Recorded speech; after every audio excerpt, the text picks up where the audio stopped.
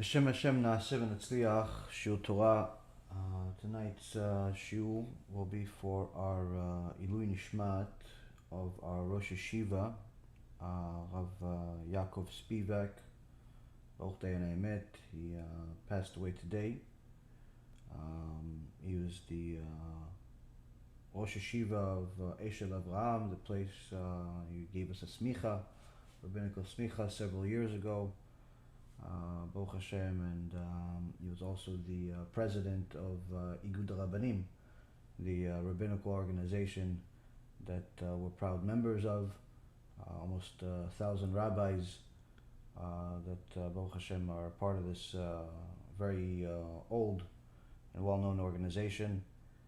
So tonight the shiur will be for his Ilui Nishmat, also for a refuah shlema for Sarah bat Sauson, Rabbanit Levana bat Sarah, Rabbanit Sarah bat Anat, Rav Ephraim ben Shulamit,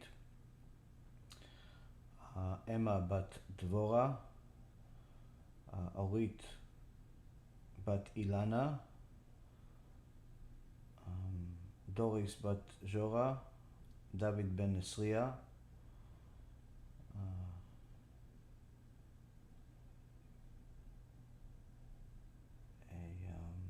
Esther bat Tzipora, Michal bat Yael, Abigail bat Surya,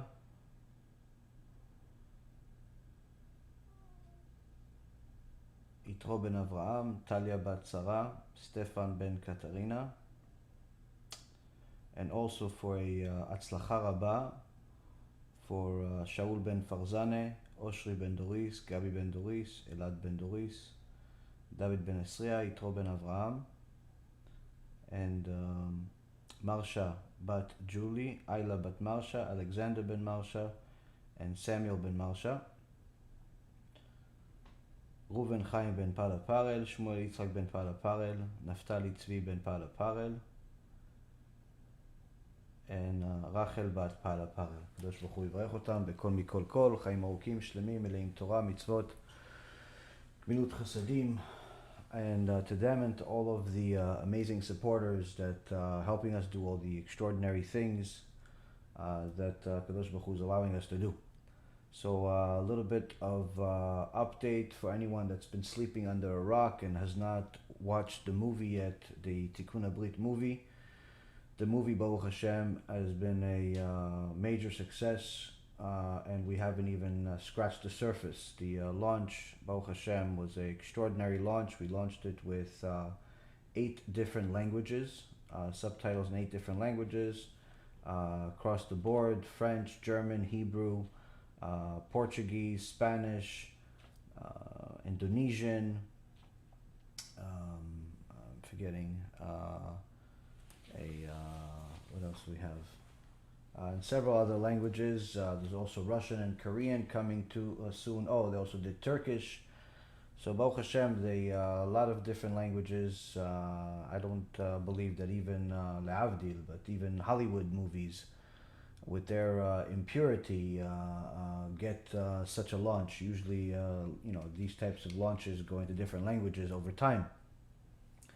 But Baruch Hashem, HaKadosh Baruch Hu gave us an extraordinary team of amazing people that made a major sacrifice in their lives and time and efforts, and made sure that this movie came out with multiple languages. And of course, anyone that saw the movie saw how much went into it. The production is just out of this world, and really, with the exception of a few Erev Rav anti-Torah people that didn't even watch the movie, but they just simply like to dislike anything that has to do with Kedusha, the feedback we've gotten from it, from the people that have watched it, has been amazing. People have said they've already watching it a second time, and they're recommending it to everybody. So Baruch Hashem, the movie is out now. For all of those people that did not invest in this movie, did not were not able to donate for the movie, the time has not run out. It's actually not even close. We're still in the early stages, and simply because this is not a movie that we're looking like Hollywood to make money off of it, off of a good weekend. This movie is going to be a very big part of the foundation of our teachings, as it has been for the last 7 years. And we're going to do everything possible to market this movie much more than anything else we've ever done, because we know that as we see society today, there's never been a better time. So for anyone that wants to invest in helping us market this movie, there's already hundreds of thousands of dollars that are going into it to market it, whether it's the internet, or it's make USBs and DVDs and flyers and a lot of other things. There's a new website called tikkunabrit.org that is in the same level of technology as Netflix, where you can watch the movie over there and not have to depend on YouTube or anybody else. So that Baruch Hashem, anyone that knows technology goes on that website will see it within 2 seconds that this is a very unique website, just like when you see the movie. You see it's a very unique movie where it's practically second to none. And so to market it, literally there's no amount of millions of dollars that would be enough to market this movie. And there's really never been a time that it's more apparent than now, as a few people sent me some of recent news that's been happening. There was apparently some psychopath that went into a salon, I think it was, and just started to kill the women there, the people there. And apparently when they asked him, why did you do it?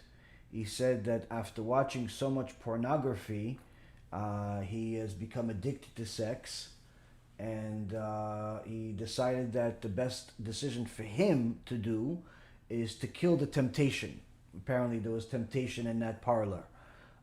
So this is one of the main topics that we discuss in the movie, about what happens with pornography, and how it's not only the words of the sages telling us that it's going to lead to a destruction of your heaven and going to a Gehinnom and so on, but also a destruction of society at large, as we see today, and we have seen already for decades, where serial killers, mass murderers are all have the same, they have a common denominator, which is the same addiction to pornography, that simply is never enough. They keep going to more and more taboo and more extreme and more violent pornography, to the point where they eventually want to act on it.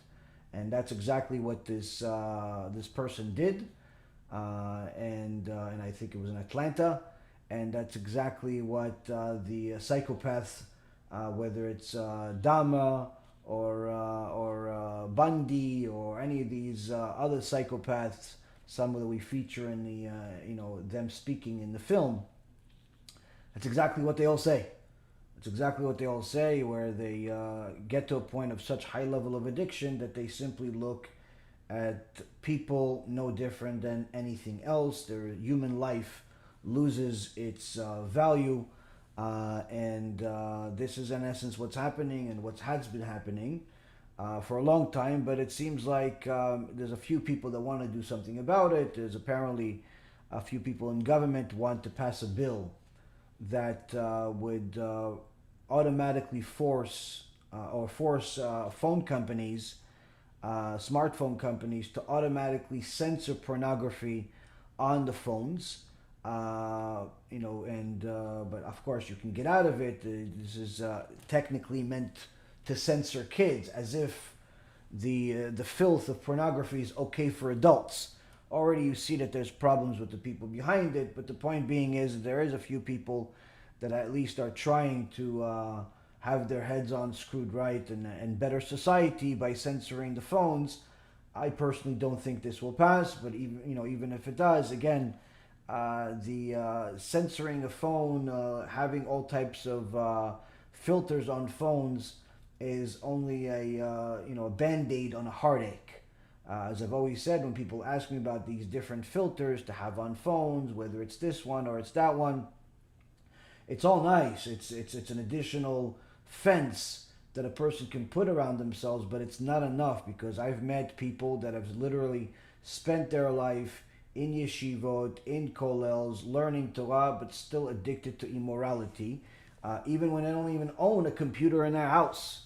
I had one time a guy tell me that he's addicted to this filth, and I told him, okay, so take out the computer out of your house. He said, I don't have a computer. I said, okay, so throw out your phone. He said, I don't have a smartphone. I said, so how are you watching this pornography? Magazines? He goes, no, we don't have the magazines. I said, so what do you do?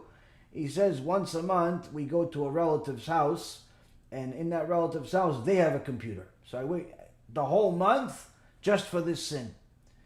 This, unfortunately, is the strength of the tum'ah headed by the Satan's wife that has infected society for millennia. This is not a new thing. The only thing that's new is that people have stopped acknowledging the problem and actually started welcoming it into their homes. So the point is that pornography has been a problem for many decades, and the reality is that it's led to a lot of death, a lot of destruction, a lot of divorces, a lot of bad marriages, a lot of unhappiness. And one of the main things that this movie does is that it puts everything into perspective, both from a biblical standpoint, the rabbinical standpoint, a societal standpoint, a health standpoint. Everything is discussed in there. It covers all the bases. As one of my dear friends, Talmid Chacham, a friend of mine, told me, is like, this movie scared me to death, but it covered all the bases.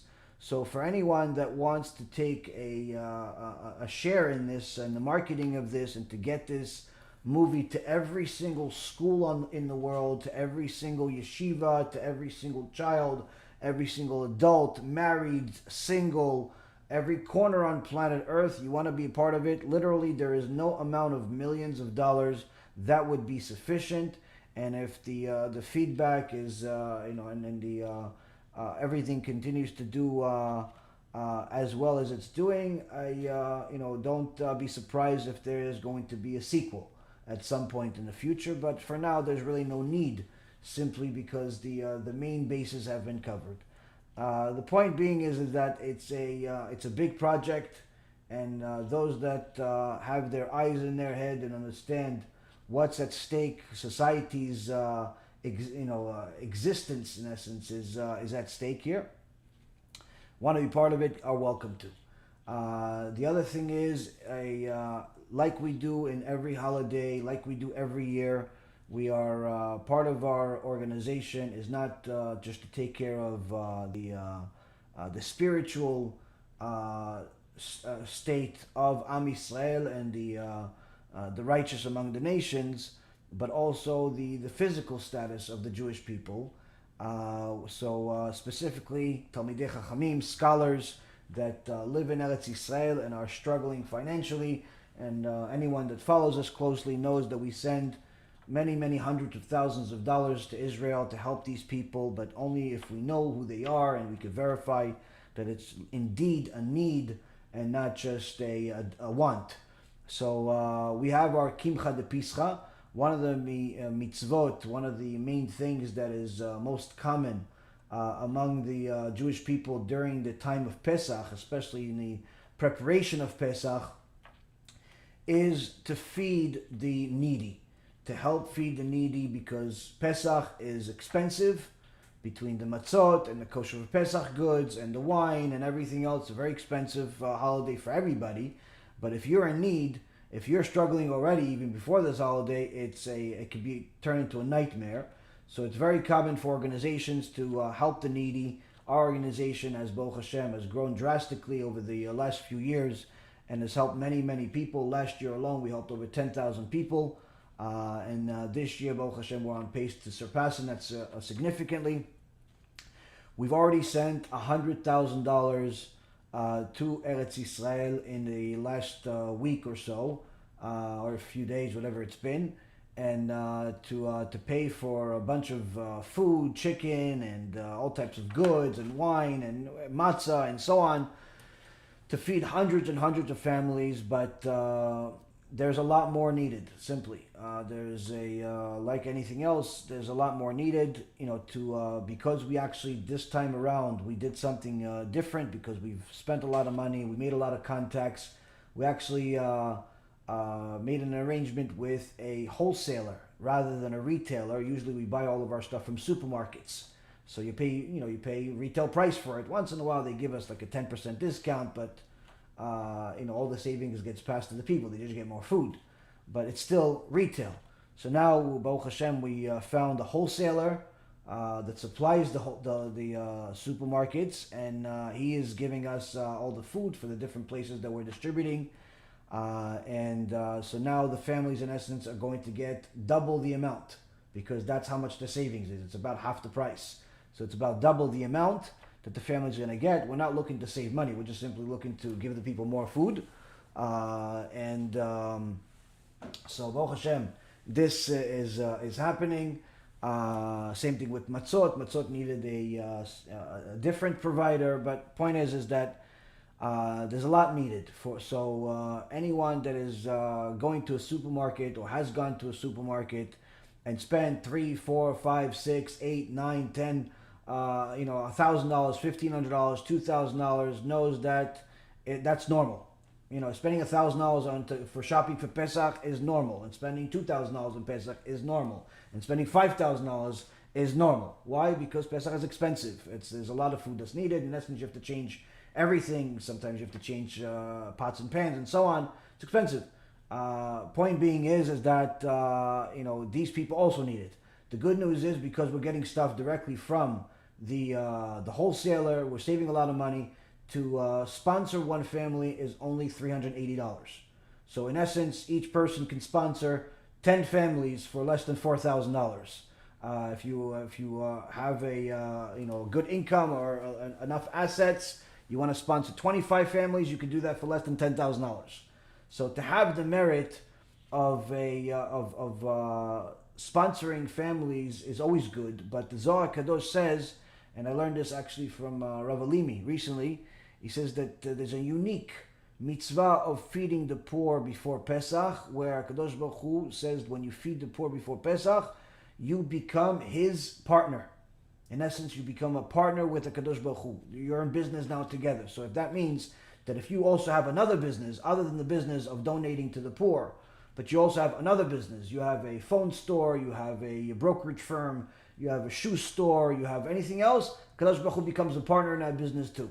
So highly recommended to partner with us in this particular field. If you have something locally with your rabbi locally, as long as you know that the money is really going to poor people and not to line people's pockets, by all means you can do that too. But definitely make sure that your generosity button is turned on during this time of Pesach.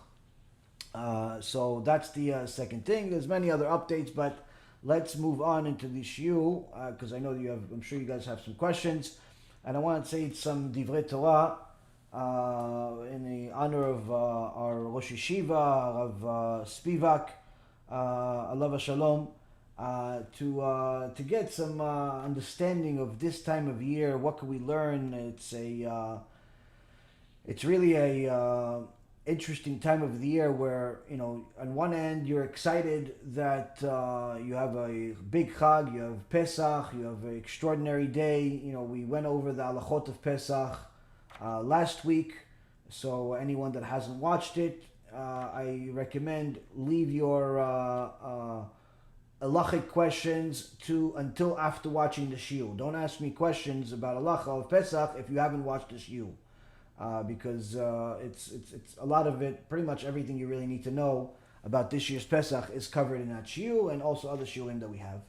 But the thing is, though, is that on one end people are excited. There's a big holiday, time to take off. As a side note, we will not be having any shiurim during the entire holiday of Pesach. and also not during the Chol HaMoed. It's a time I need to take a little bit of time off.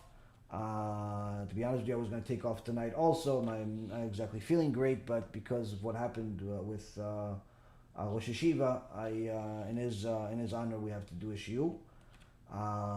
But Baruch Hashem, Hashem will give us the strength. So the point is that everybody's excited. You have a lot going on. On another end, people get anxiety. People sometimes get depressed. People get overwhelmed with things. So what gives? How come there's a mitzvah at hand here, but so many people are unhappy? So many people are unhappy.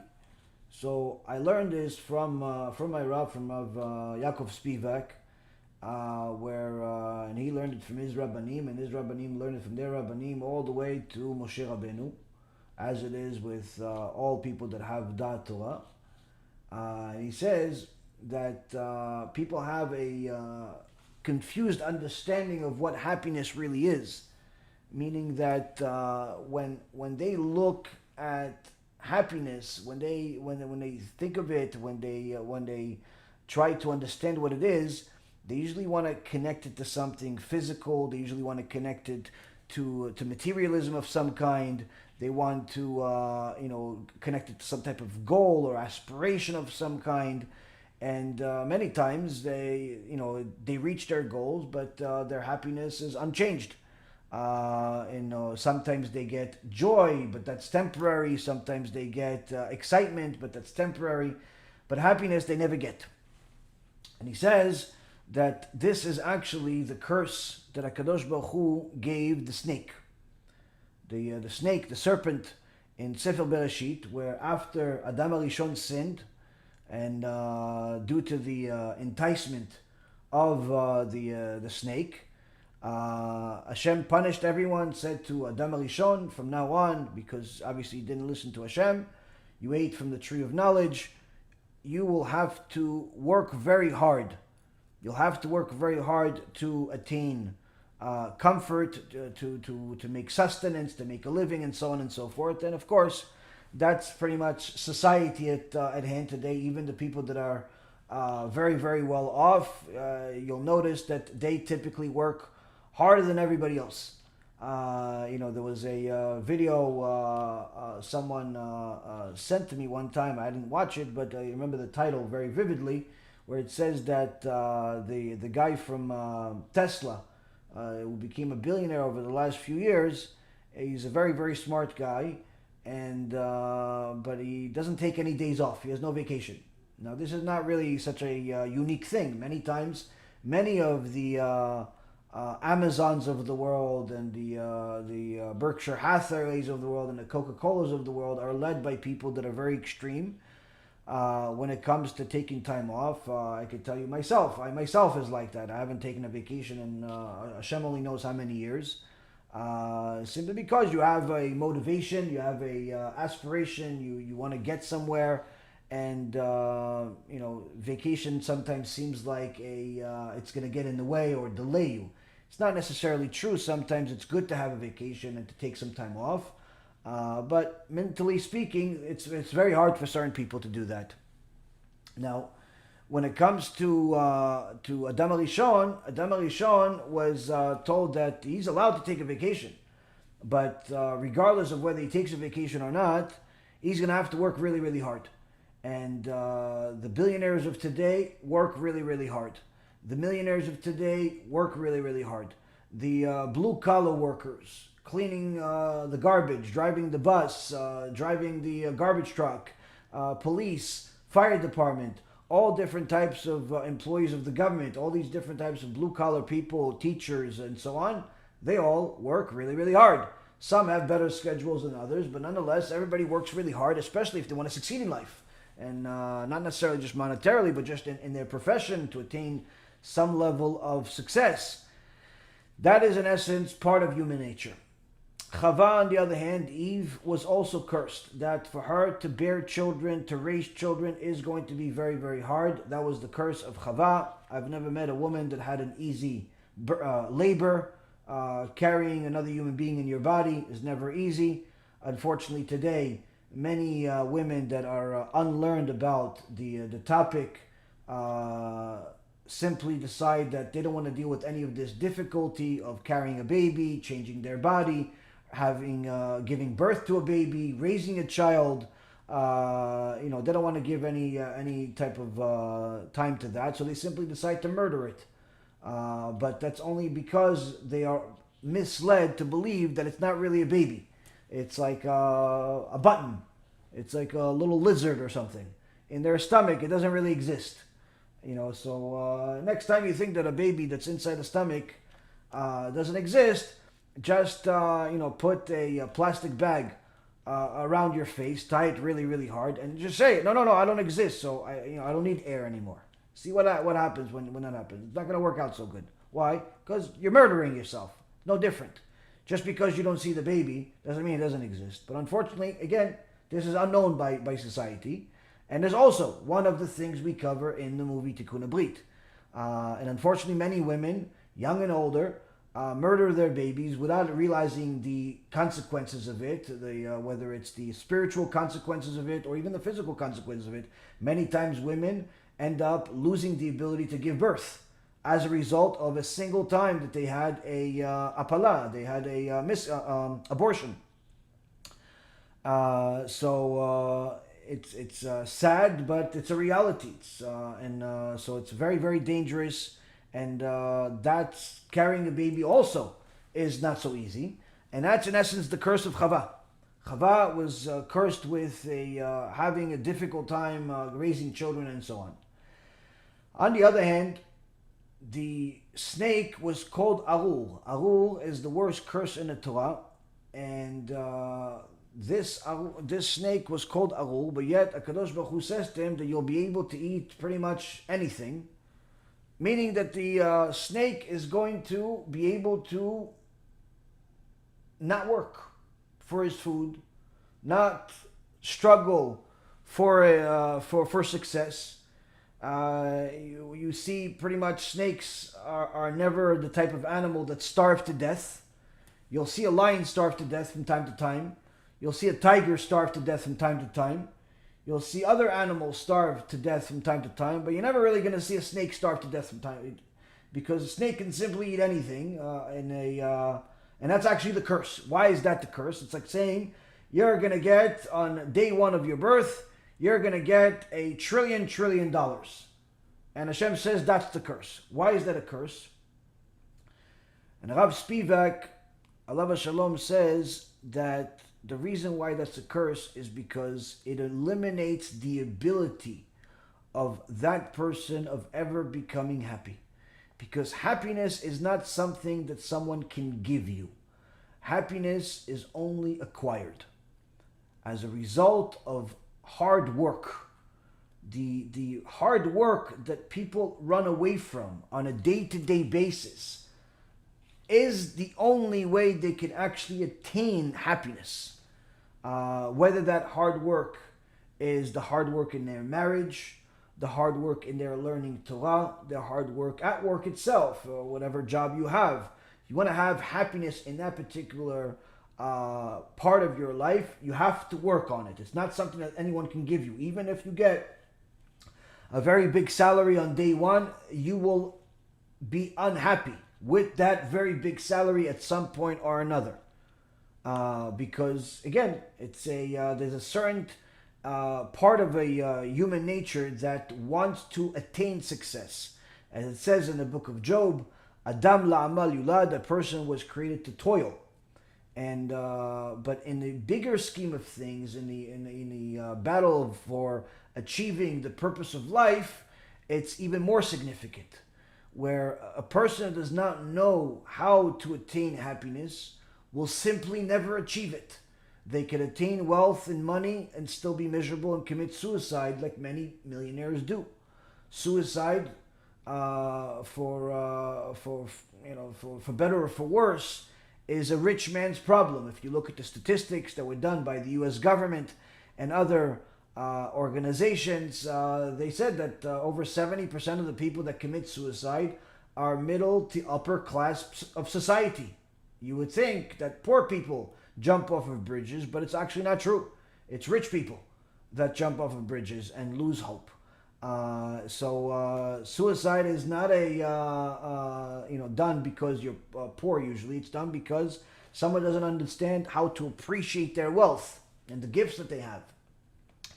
So a person that has money is not necessarily going to attain happiness and could literally kill themselves. A person that is married is not necessarily going to attain happiness, because over 80% of Western society ends their marriage that was very exciting with a very exciting and traumatic divorce.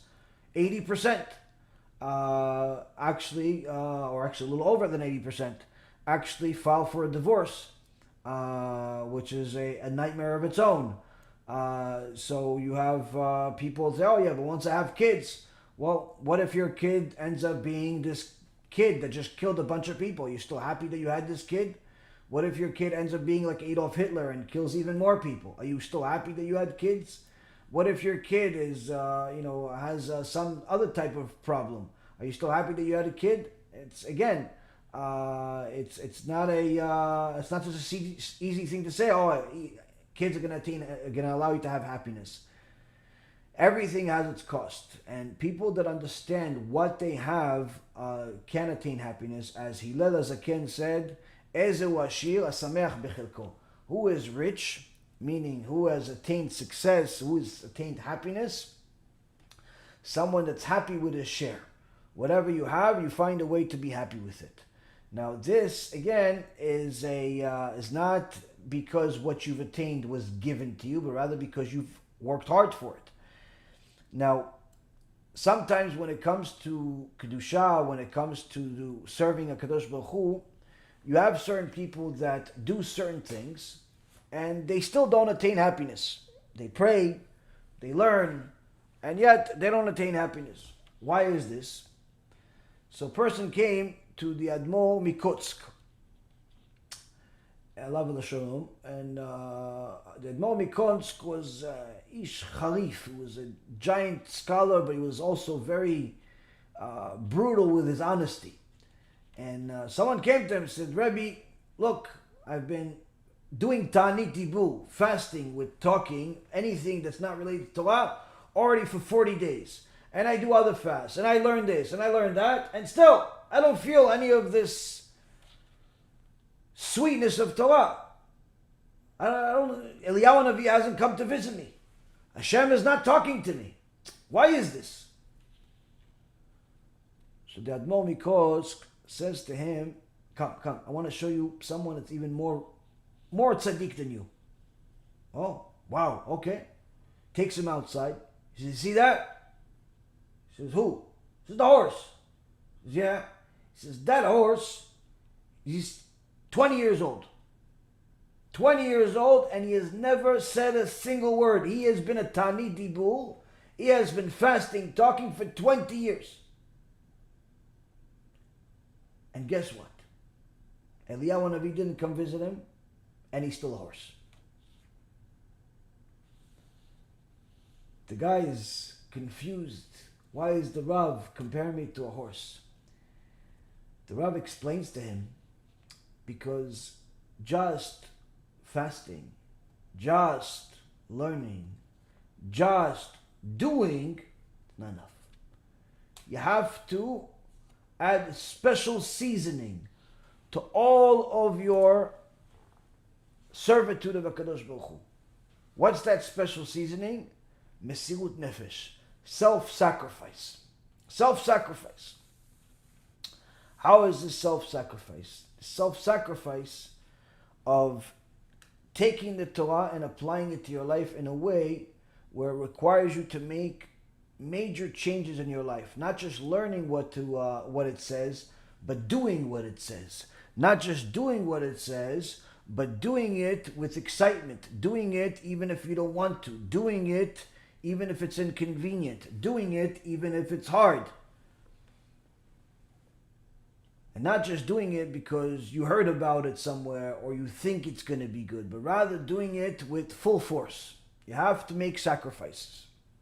Or else all of your learning and all of your praying and all of the things that you're doing will keep you the same animal that you began. Nothing's going to change.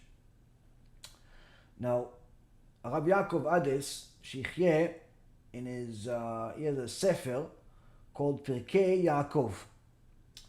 And he said once that years ago, someone translated that sefer, Pirkei Yaakov, to English and sent it to the Pope. Sent it to the Pope. And after some time, for the first time in history, the Pope of the Catholic Church recused himself, in essence, quit being the head of the Vatican, head of the Catholic people, surprising the world. Usually popes are people that stay there their whole lives until they die. No, not in this case.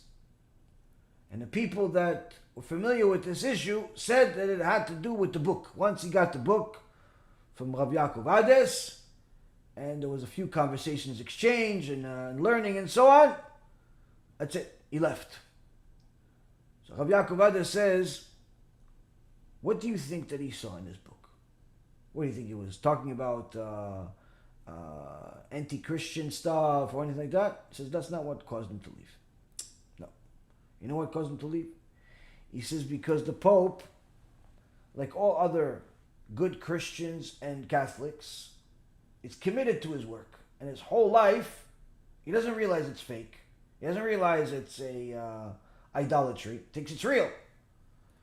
So his whole life he's been told that if you make such and such sacrifice, such as not getting married, reading this, doing this, you will have a feeling like you're on a different planet. You're going to have a feeling of exaltness. You're going to have a feeling of goodness. You're going to have this feeling, physical feeling, not just recognition and scholarship and wealth. No, not just that. You can have a feeling, a spiritual feeling that just turns into a physical feeling that is like no other.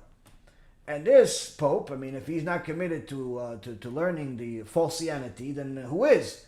He learned it and learned it and learned it, and he made different sacrifices that the books of their false sages say, and years and decades of commitment. And guess what? He never felt it. He never felt any of that stuff. And what he found in my book, Rabbi Yaakov says, what he found in my book is that any person, any Jew that does what is said in the Torah, and some of the things that he mentioned in the book, anyone, not the biggest scholar in the world, not the one that has the best memory, not the one that's oldest, anyone that makes these sacrifices can have an extraordinary feeling within a short period of time. We're not even talking about making sacrifices for 10, 20, 30, 40 years, and then maybe you're going to get something. Because that's really what the church is in essence saying. If you do this for X amount of time, you'll get it. Okay, so you pass X amount of time. Oh, no, you have to do something else. Okay, so you do that too. Oh, no, you have to do something else. You do that, something else. And the Pope got to a point where he said, I did everything and still nothing. Bupkis. He realized the whole thing is fake. Why? Because once he saw what's written in the book of Rabbi Yaakov Ades, he said anybody can attain this shortly. Apparently he did a few things, and he felt a spiritual elevation to the point where he realized the truth only stands in Torah Israel and no one else. Now, of course, this could be attained by you or by anybody else. But just like the Admor Mikotsk said, you could learn Torah but still remain a horse. So what is this? What do you need to do? Rabbi Yaakov Baal HaTurim, about 700 years ago, in Orach Chaim, Ilchot Pesach, Siman 430, asks, why is the Shabbat before Pesach called Shabbat Hagadol? Why is it called Shabbat Hagadol? Now this year is an exceptional time where Shabbat Hagadol is actually the same day as Pesach. Usually it's a week before.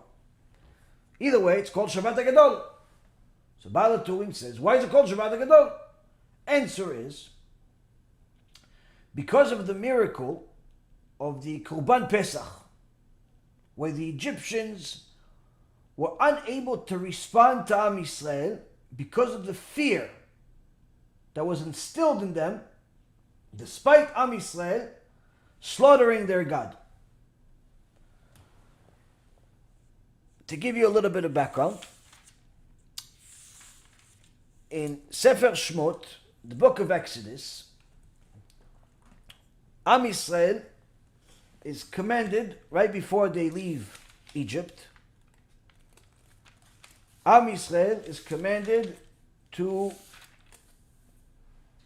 slaughter the god of one of the gods of the Egyptians.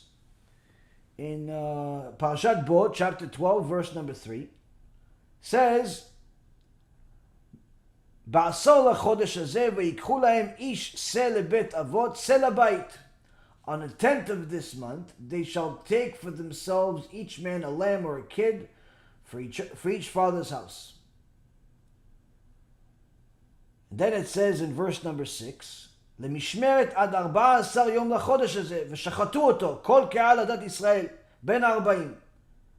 That Am Yisrael will keep this goat or sheep until the 14th of the month. And then on the 14th of the month, they shall slaughter it in the afternoon.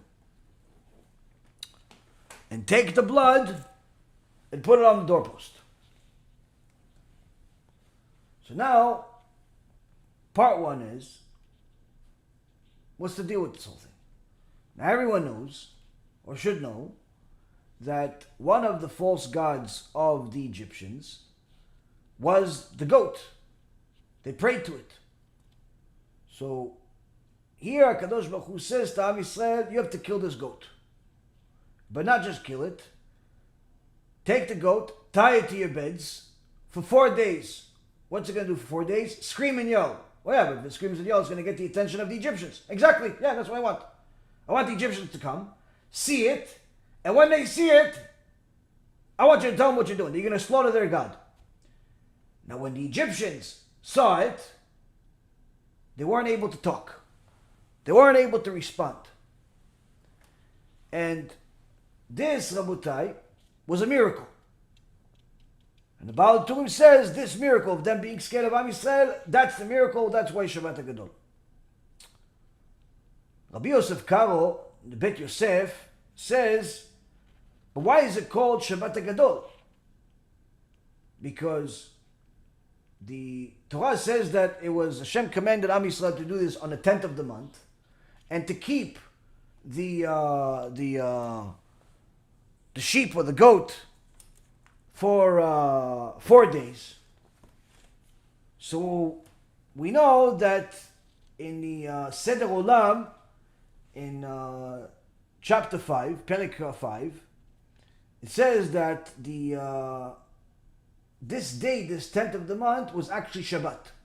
Shabbat.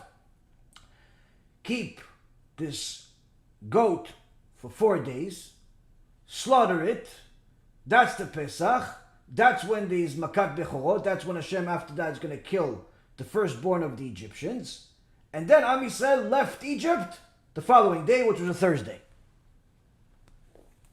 So the question that the Bet Yosef asks is, how come it's called Shabbat Hagadol, even though it was really, the first day was Shabbat, but really they kept it for the 4th day, for 4 days. Why didn't they? It was called maybe Yom Rishon Hagadol, Sunday the big day, or Tuesday the big day, or Thursday. Why the Shabbat? So the Bet Yosef explains that it was because on the biggest part of the miracle was on the first day, because Am Yisrael was petrified to do this whole thing. Was petrified to do this whole thing. Why? They've been slaves for 116 years, and they've been tortured, they've been murdered, they've been done. All nightmares on planet Earth happened over there. Now you're going to turn around to your slave master, to your boss for the last 100+ years, and slaughter his idol? So they were scared to death. But the biggest fear was on the first day. After the Egyptians saw that what was happening and still did not react miraculously, the Jews calmed down, and it was easier by the second day. When the Egyptians came around the second day, and they told him, what are you doing? He said, I'm going to slaughter your God over here. Oh, that's what you said yesterday. Yeah. Oh, okay, I got it. And it was easier. By the fourth day, it was not even a big deal. That's why it was the first day is the day that's celebrated. Now, interestingly, Rabbi Ephraim says, look at the musar that you can learn from this. Am Yisrael has been fighting for the truth since we received it at Mount Sinai, but even before it from our forefathers Avraham, Yitzchak, and Yaakov, and even before them from Noach, and even before that Adam HaRishon. But nonetheless, we received our Torah, we've been fighting for it, and that's part of the reason why another name for the Torah is Sefer Milchamot, which is the book of wars, the war of God, the war of the truth, and the Chotemet, the signature of Hashem is Emet, is truth, and Am Yisrael has been fighting for this truth against all enemies that ever existed, and the bigger they are, the more likely they are to be our enemy. And that's just the reality. And Am Yisrael has been fighting for that truth, and even though you'll have different parts of Am Yisrael recuse themselves from being part of Am Yisrael, stop keeping Torah, stop keeping mitzvot, sometimes even join the enemies, join the other nations. But the point is that the foundation of Am Yisrael, the people of Am Yisrael, is still, Baruch Hashem, alive and well, as the Kadosh Baruch Hu promised. The idol worshippers, on the other hand, without anybody fighting them, abandoned their own gods like people throw away food. Look at the Egyptians. Egyptians were, at one point, not too long before this whole event, were the most powerful people in the world. And after one day of seeing that their God, their idol, is about to be slaughtered, did they come to terms with it already? One day is all it took for them to give up any respect, any care, any concern about this false God of theirs. Just one day. While Am Yisrael has fought all of the heretics of the world, all of the apikosim, all of the atheists, all of the false religions and everything else, and we still fight to this day, the idol worshippers abandon their gods in a second. Just give them an excuse to do it and they'll do it. And that's actually why it's easier to make a non-Jew into a Jew than to actually help a Jew do tshuva. It's easier to help somebody convert to Judaism than to actually help a person do tshuva. Needless to say, we do both, but the point being is, that's just the reality. It's a reality. When something is false, you don't need that much to remove it if the person is a person of seeking the truth. But here Rabbi Ephraim says, our own dear Rabbi Ephraim says, look, in one day, the Egyptians abandoned their false god and got used to seeing their god being insulted, being destroyed, being slaughtered. Now, the Bach, about 400 years ago, Rabbi Yoel Zirkish, he says, how come it says that the Egyptians were shocked? How come it says the Egyptians were shocked? It says because the Zohar in Parashat Bo, page 39b, says that Am Yisrael was commanded to do something that required them to put everything on the line. Put everything on the line. What is that? HaKadosh Baruch Hu came to Moshe Rabbeinu and he said, Moshe, you go to Am Yisrael and you tell them that I said they have to take this sheep, they have to take this goat, they have to take this false god of the Egyptians and tie it to their beds and make sure that it's they're not hiding behind closed doors. Make sure they're not trying to suppress the noise. In fact, make sure that the Egyptians know what they're doing. And when the Egyptians come, says the Bach, in the name of the Zohar, and ask you, what is it that you're doing? What is it that you're doing with my God? The Jew has to tell them, this God of yours, our God, has commanded us to tie it to our beds for the next 4 days. Because in 4 days from now, we are going to take your God, your false God, and we are going to slaughter it. And then HaKadosh Baruch Hu in Shamayim is going to take the Sal, the angel of Egypt. Every nation has an angel, has a Sal. He's going to take your Sal, your false God, and he is going to also tie it up for 4 days. And in 4 days, he's going to lay it up like we lay the sheep. And then he's going to slaughter that Sal and destroy all power that Egypt has. All the false beliefs that you have, HaKadosh Baruch Hu is about to slaughter it, just like we slaughter it. And we're going to slaughter this, and this is your God. Moshe Rabbeinu started crying to HaKadosh Baruch Hu, saying to HaKadosh Baruch Hu, there's no way they're going to be able to do this. They're scared to death of the Egyptians. The Zohar Kadosh says, Hashem said to Moshe, I swear on my name that if they do not do exactly as I said and tie the sheep to the bed and tell the Egyptians that we're about to slaughter it because our God said so, and HaKadosh Baruch Hu is going to slaughter your Sal. If they don't do exactly what I said, I will never allow them to leave Egypt. This was the commandment of HaKadosh Baruch Hu. Only way to get out of Egypt. So the Bach says the Egyptians were shocked.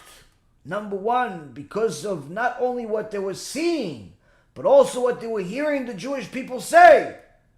Second condition, the Bach says, is also because it wasn't too long before that the Egyptians saw that the Am Yisrael was also praying to the same idol. They were also idol worshippers. They were also going to church. What are you doing, slaughtering our God, our mutual God, they said. So that's why they were shocked. Why did HaKadosh Baruch Hu want to do this? Why did we need to do such a big thing? What Hashem is jealous of this false God of theirs? To that extent, okay, you're jealous of it, you don't like it, fine, just destroy yourself. Why do you have to put Am Yisrael to do this? Rabbi Yaron Reuven Sheikh says that Pesach is not just another holiday. It's not a custom. You see, this whole thing has an extraordinary lesson for life. Why? If you notice, Rabotai Yekarim, that after it says about this mitzvah of slaughtering this sheep, if you fast forward a little bit, it starts talking about Pesach. The Parashat Bo talks about Pesach, how Pesach you have to keep this commemoration of this whole thing that happened. Anyone who eats chametz on Pesach, as it says in chapter 12, verse 15, Kol ochel chametz v'nichreta nefesh ha'im miYisrael b'yom harishon ad yom hashvi'i. Any person that eats unleavened leavened food shall be cut off from Am Yisrael, whether he's eating the chametz on the first day or any other day until the seventh day. So for a week, and for people that are in the exile, like us, 8 days. You cannot eat chametz. You eat chametz, it's din karet. That's what it says in the Torah. It says in verse number 17, Ushmartem et mitzvot. Et matzot, that you keep these matzot, and Chazal says don't just think it's just matzot, it's also mitzvot. It's spelled the same way. You observe the mitzvot. And this holiday is l'dorotechem chukat olam. This holiday is for all of the generations until the end of eternity. It's forever, this holiday. It's not one time. Now, in verse number 26, it says, "V'aya ki yomru alechem b'nechem ma avodah azot lachem v'amartem zevach pesach hu la'Adonai." When your children say to you, "What is this service to you?" you shall say to them, "It's a Pesach offering." This is a Pesach offering. When you have the Leila Seder, your kids ask you, "What is this?" You say, "This is Pesach." What's this Pesach? What is this Pesach? Pesach, what happened to us in Egypt? We were slaves of the Egyptians. Eventually we got out, but we didn't just get out quietly. We get out with a lot of noise, and we destroyed their God in the process. But not only did we destroy their God, you have to know that if a person is someone that has the Orla, he's called Arel, someone that's uncircumcised, V'kol Arel lo yochal bo, someone that is uncircumcised cannot be part of this Pesach, cannot be part of this celebration. What does one thing have to do with the other? What does being circumcised have anything to do with this Korban Pesach? What does it have to do with it? Okay, you want me to eat chametz? I won't eat chametz. You want me to have a korban? I have a korban. Not allowed to eat korban, by the way. As a side note, the lamb shank or anything that you're cooking on that's a special commemoration of the korban, you're not allowed to eat it on Erev Pesach, only on the next day. Because there's no korbanot while there's no Bet HaMikdash. So anyone that's making a lamb shank as a special commemoration of the korban, don't eat it on the Seder night. You have to eat it the next day. But the point being is that what does Pesach, the korban, the sacrifice, the destroying of the Egyptian god, what does it have to do with being uncircumcised? He's saying, "Oh, we don't want the Goyim to celebrate Pesach." Yeah, but it's not enough. It's not enough. Why it's not enough? Because it's not enough. It's not enough of an explanation. So comes the Chachamim and explain to us. And Rabbi Yaron Pinto recently spoke about this. He says, if you look, from the time HaKadosh Baruch Hu commanded us to do the Korban Pesach and destroy the false god of the Egyptians, until the time that he tells us that someone that's uncircumcised cannot be part of the Seder, cannot be part of this Korban Pesach. What happened in between? HaKadosh Baruch Hu gave the strongest plague, which is the Makat Bechorot, killing of the firstborn. And he told us, if you want to be protected, when I myself, I am not a malach, me and not an angel, Hashem says, when I myself come to Egypt and I kill the firstborn and the animals and the Egyptians and anyone that does not have this protection, I myself, not the angel of death, not a helper, I myself will kill this. You want a protection? You're going to have to put blood on your doorpost. Two sides. Two sides you have to put. What is this blood? Chachamim tell us, Rabotai Karim, one piece of blood is coming from the slaughtering of the sheep. And the other one is from the Brit Milah that Am Yisrael was required to do during those 4 days.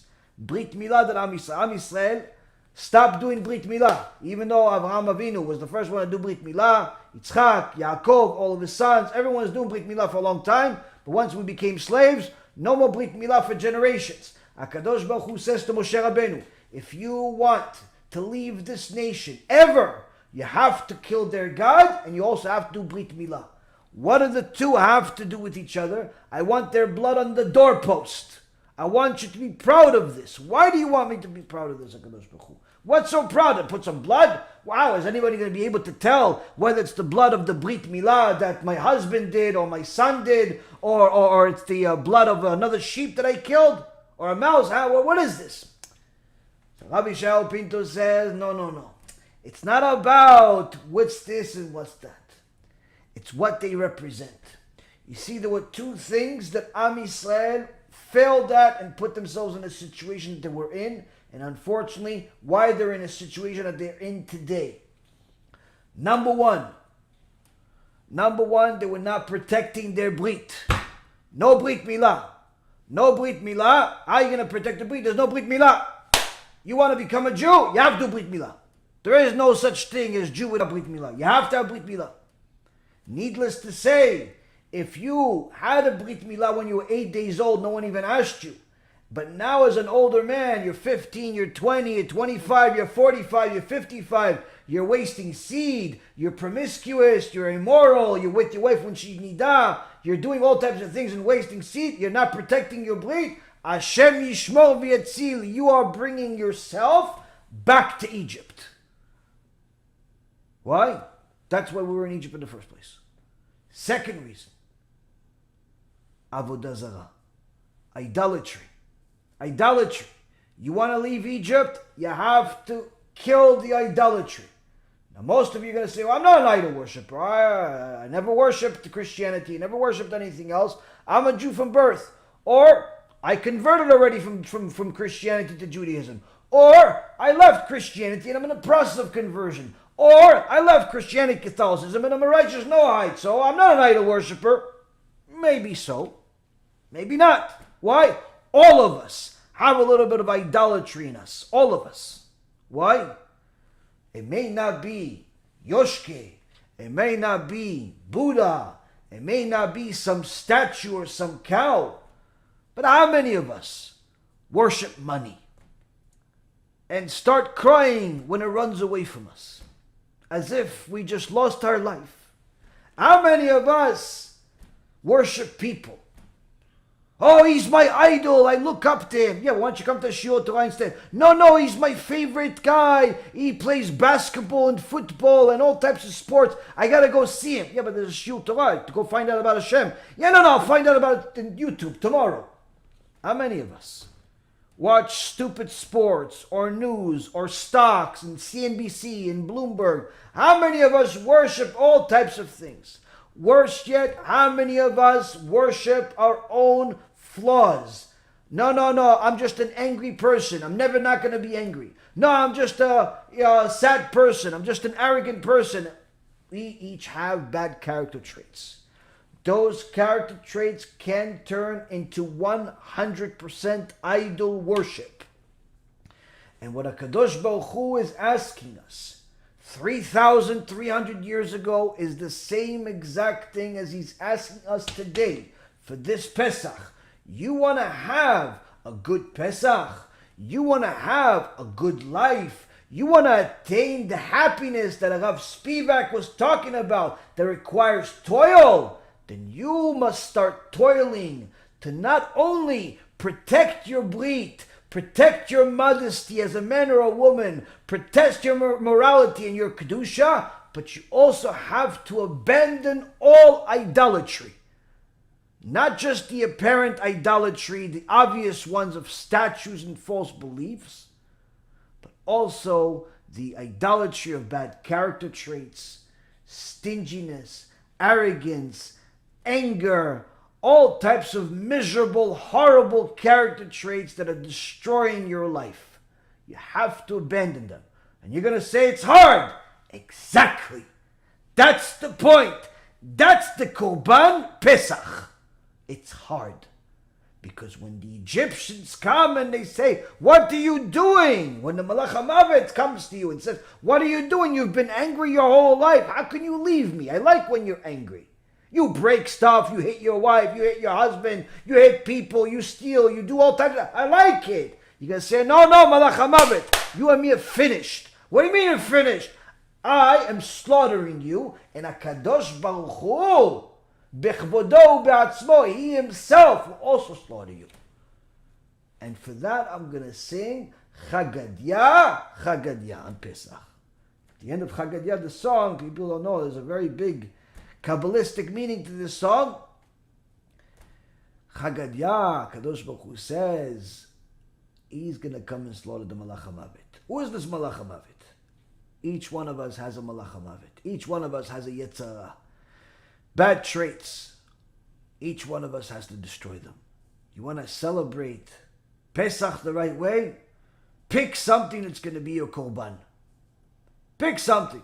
None of us can change overnight. But each one of us can start somewhere. Pick one thing to make your sacrifice. Sacrifice all your imadas clothes. Sacrifice your wigs. Sacrifice your addiction to sports, video games. Sacrifice your addiction to money. Sacrifice the time that you waste and spend it on learning Torah. Sacrifice any type of bad character trait that you know is destroying your life. Sacrifice it. That's the sacrifice. But remember, you're not going to have the strength to do that sacrifice until you do something that's even supernatural, which is protecting your brit.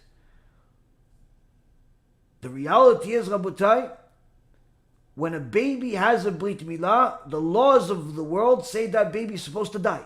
Why?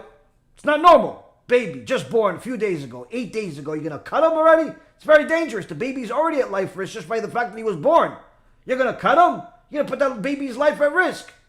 But HaKadosh Baruch Hu makes one day an entire human life be a day that he sends extra vitamin K to make the baby superhuman.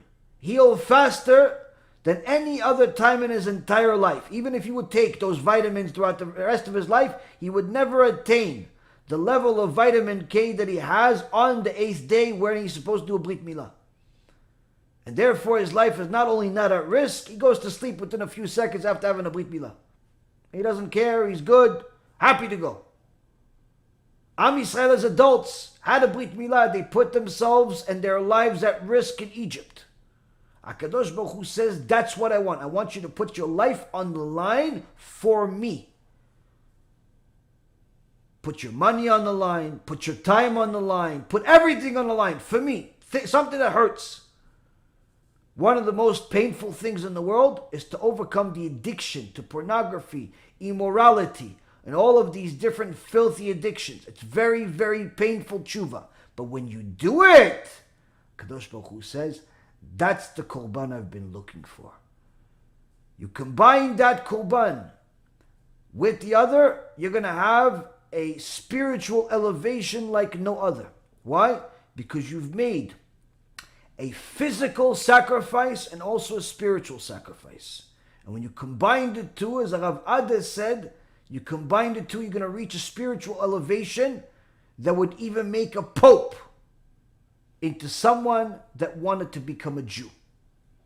It would make someone that lived a life of falsianity into a person that's changing the truth. In a day. One day, you can change all of that. And every single person can do that. But you can't just sacrifice anything you want. It has to be what Hashem's asking. What Hashem is asking is a spiritual and a physical sacrifice. This, Rabotai Karim, is the way to attain happiness.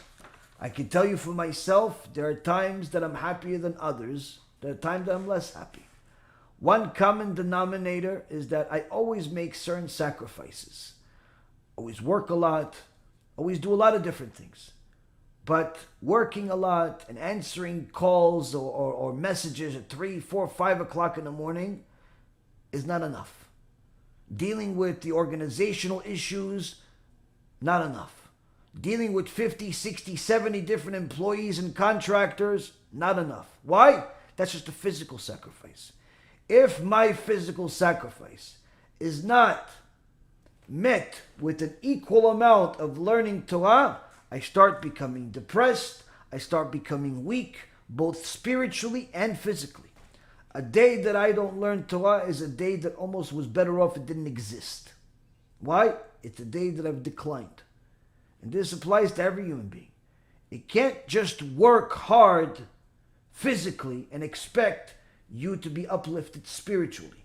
You can't just work spiritually and expect everything to change also. It has to be a combination of the two. It has to be a combination of the two. And Rabotai, when you do it, you will attain that happiness. You will attain that happiness that all of humankind is seeking. And every single one of you can do it. Be'ezrat Hashem will use the tools that we learned from Rav Spivak and from the rest of the Chachamim to do what we need to in order to make the Korban Pesach the way HaKadosh Baruch Hu desires. With that being said, Bechavod, who wants to start?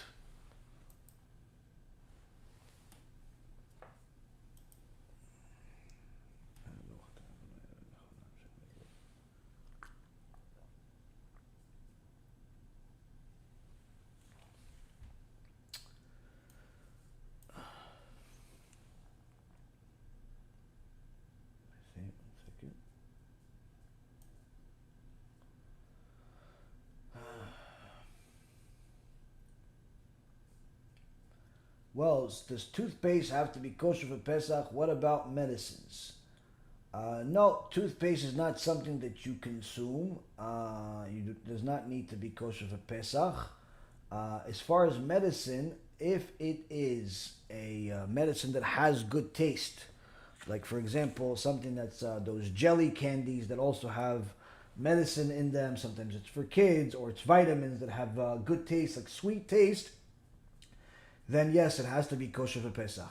But if it's a pill of some kind that either does not have taste or has disgusting taste, like antibiotics usually have disgusting taste, then it does not need to have a kashrut at all or kosher for Pesach.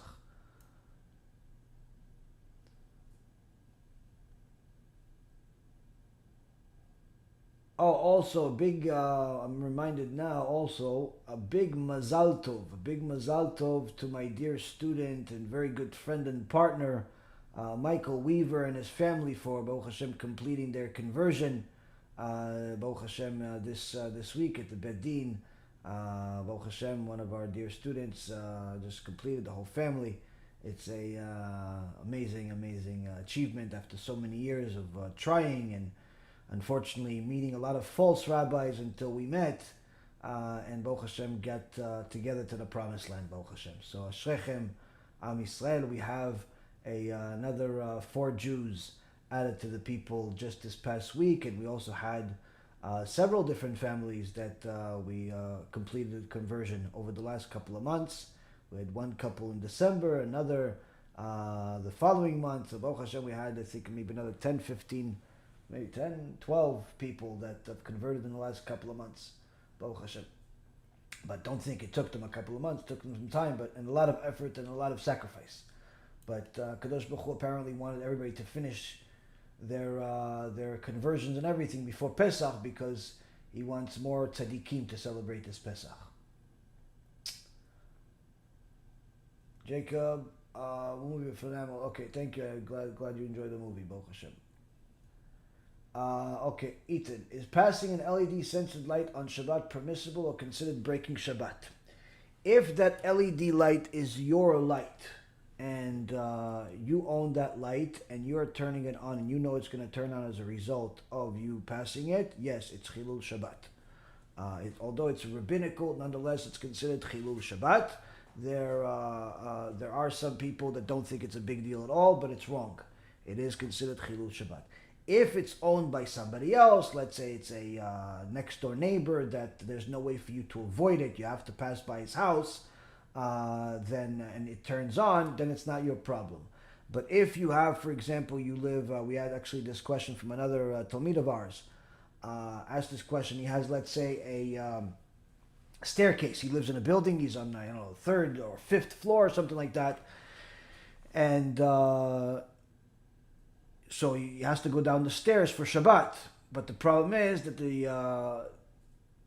every time you open a door on for the staircase, it turns on one of these LED lights. So this is obviously not allowed. So what do? I told him we're not allowed to do it. He says, yeah, but there's a lot of Jews that are doing it. I said, well, they're making mistakes. And it's a problem for them. Now, number one, if they are making mistakes because they think it's not a big deal, it's not even a sin, Technically, you are allowed, Rav Avad Yosef says you are allowed to benefit from that mistake where they're thinking it's allowed, so in essence, it's an accidental sin, it's shogeg. You're allowed to benefit from that sin. So you see a Jew going into that staircase, not that you don't, you're staying quiet and you're benefiting out of this every week from the same guy, poor guy. But one time you saw somebody pass, and he already opened the door and he turned on the light, you're allowed to follow him and and benefit from that light. Otherwise, you're not allowed to benefit from another Jew that's violating Shabbat for you. Like if another Jew wants to drive on Shabbat, he can't drive to the store to go buy you something. That's not allowed. But the point being is that if he makes an accidental sin, you're allowed to benefit from that. But that's, again, you can't stay quiet. You have to tell the guy you're not allowed to do it. So what do you do moving on?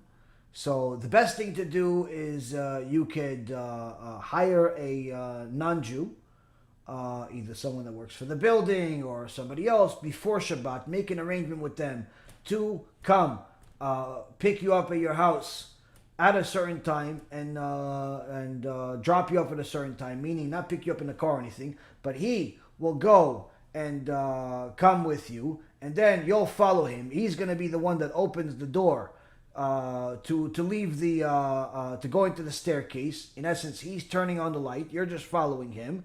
And the same thing on the way back. You have preset times. It's annoying and definitely not a convenient situation, but nonetheless, it is allowed. It is allowed as long as you hire him before Shabbat and you pay him on any other day, not for Shabbat. That is allowed to also do. So that's another thing that you can do.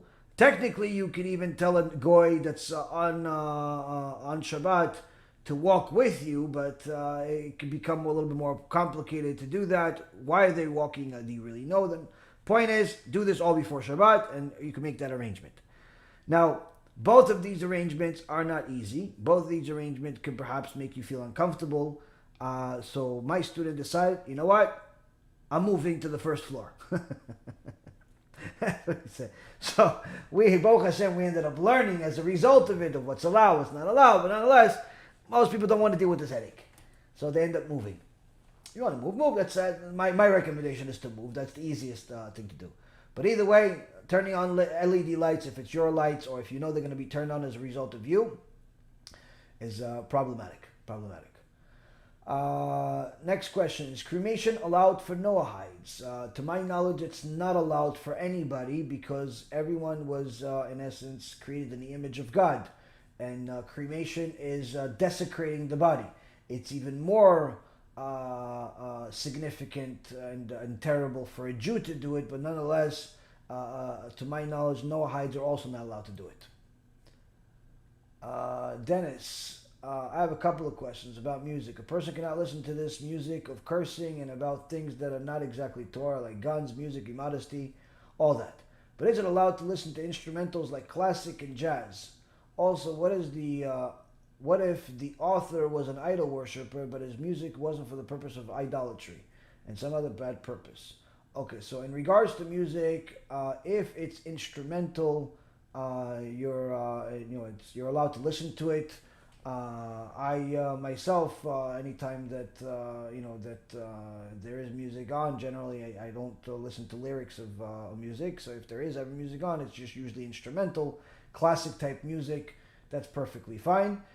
Even if the person was an idolater, as long as his music was not a part of his idol worship, as a sacrifice to his idol or something like that, you're allowed to benefit from it with no problem. Yes, you're allowed to listen to such a music. So yes. As far as playing music, composing music, that's also allowed. David Melech, King David, had a special instrument that doesn't exist in the world today because it had an eighth note. He had an eighth note, and the combination of his music and his psalms reached the highest level of holiness in the heavens. In fact, music is, if it's done the right way, music is a way of connecting to Hashem in the highest level. In fact, there are some stories from the Baal Shem Tov and other tzaddikim that discovered certain types of music that were taken by the Satan from Am Yisrael, from the time of the Bet HaMikdash, where there was one time the Baal Shem Tov was walking with his students in the woods, and suddenly he stopped, and the students were dumbfounded, not sure what he's doing. He was listening to something. He goes, and he kept telling them to keep getting closer and closer, and eventually they started hearing this tune that they were hearing, and they kept following this tune, and the Baal Shem Tov kept getting closer and closer and closer, and it was a unique tune, but nonetheless it was just a tune of somebody playing the flute. So eventually they saw that it was a young man that was a shepherd, was playing this tune over and over again, and the Baal Shem Tov and his students will listen to it from afar, and eventually the Baal Shem Tov came up to this person and gave him a coin to play it again, and he played it again, and he said, play it one more time, and he gave him another coin, and he played it again, and then he gave him another coin. He said, play it one more time, and suddenly the person forgot it. He forgot this tune. And he's like, I don't understand. I forgot how to do it. I've been playing it for years. He says, my dear son, this tune that you were playing was actually a very special tune that they used to play at the Bet HaMikdash. And it was in the words of the Kabbalah, it was captured, if you will. It was captured in the exile for 1,500 years, until you freed it as a result of your playing, and now it's back to where it needs to be. So when the Bet HaMikdash, the third Bet HaMikdash, comes back to the world, it's this tune will be played again. So there is special, not only music, but there are special tunes. There are special tunes, special music, if you will, that the sages, that are very well learned, can tell that this is something that is part of the exile's punishment, if you will, but also is part of what we need to do to bring the Mashiach. That does exist. I've heard of one tune of my life that someone told me this is it. Again, I don't know very much about this stuff other than what I'm telling you, so don't think I'm a Kabbalist or anything like that, but nonetheless, this does exist. Music is very much a real thing in the world. It's something that can be used for good, but of course, it could also be used for bad, for tumah, for impurity, especially the aggressive music, the music that in itself, in its own nature, is aggressive and violent in some cases. That surely is not good. And some music that's together with vulgar words, for sure, is not only a sin, but the Gemara in Masechet Shabbat says someone that does such a thing, curses and things like that, can lose an entire lifetime's worth of blessings because of a single curse. So it's very important for a person to be to use this mouth that he has or she has to praise Hashem, to pray to Hashem, to learn about Hashem, to speak to Hashem, to do good things with it, and not to do bad things with it, because when you do bad things with it while doing good things with it, the bad ruins the good. It's like someone that cooked a very fancy dish, took 3, 4, 5, 6, 7 hours to cook this fancy dish, and somebody just decided to put some sewage water on top of it as a seasoning. Surely that good dish is now completely filth. Even though it's only a little bit of sewage, it's already turns the entire dish into filth. Same thing with cursing, foul language, and inappropriate behavior. Even if somebody learns Torah and does mitzvot, does good things, a little bit of filth can ruin an entire day or even an entire lifetime sometimes worth of work. Hence the reason why the sages were very, very critical of people that did not take this stuff into consideration and actually welcomed the impurity into their life by being friends and associating with things and people that were vulgar on a regular basis. Not that somebody occasionally gets angry and loses his temper, but rather someone that on a regular curses and does all types of things that are disgusting, and you're welcoming this person, you are that person, that's not a good thing. So a person needs to use the mouth that Hashem gave him for holiness and not for impurity.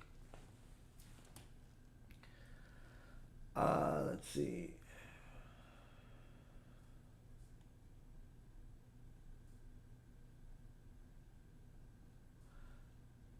If a person converted in an Orthodox bet din with his parents when he was a small child, but his parents didn't necessarily raise him in a completely proper Jewish way,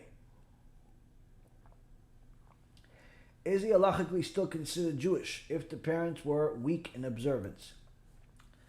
Now, if the parents on day one of going to the bet din, they had the intentions of keeping Shabbat and the basics of mitzvot, and the son converted with them, then yes, he is Jewish, as long as when he went, or she went, to the bet din or in front of several Jews when they became Bal Mitzvah or Bat Mitzvah age, and they were asked if they want to be Jewish, they answered yes, then they have the chazakah of being Jewish, even if their parents later on became weaker and practically secular.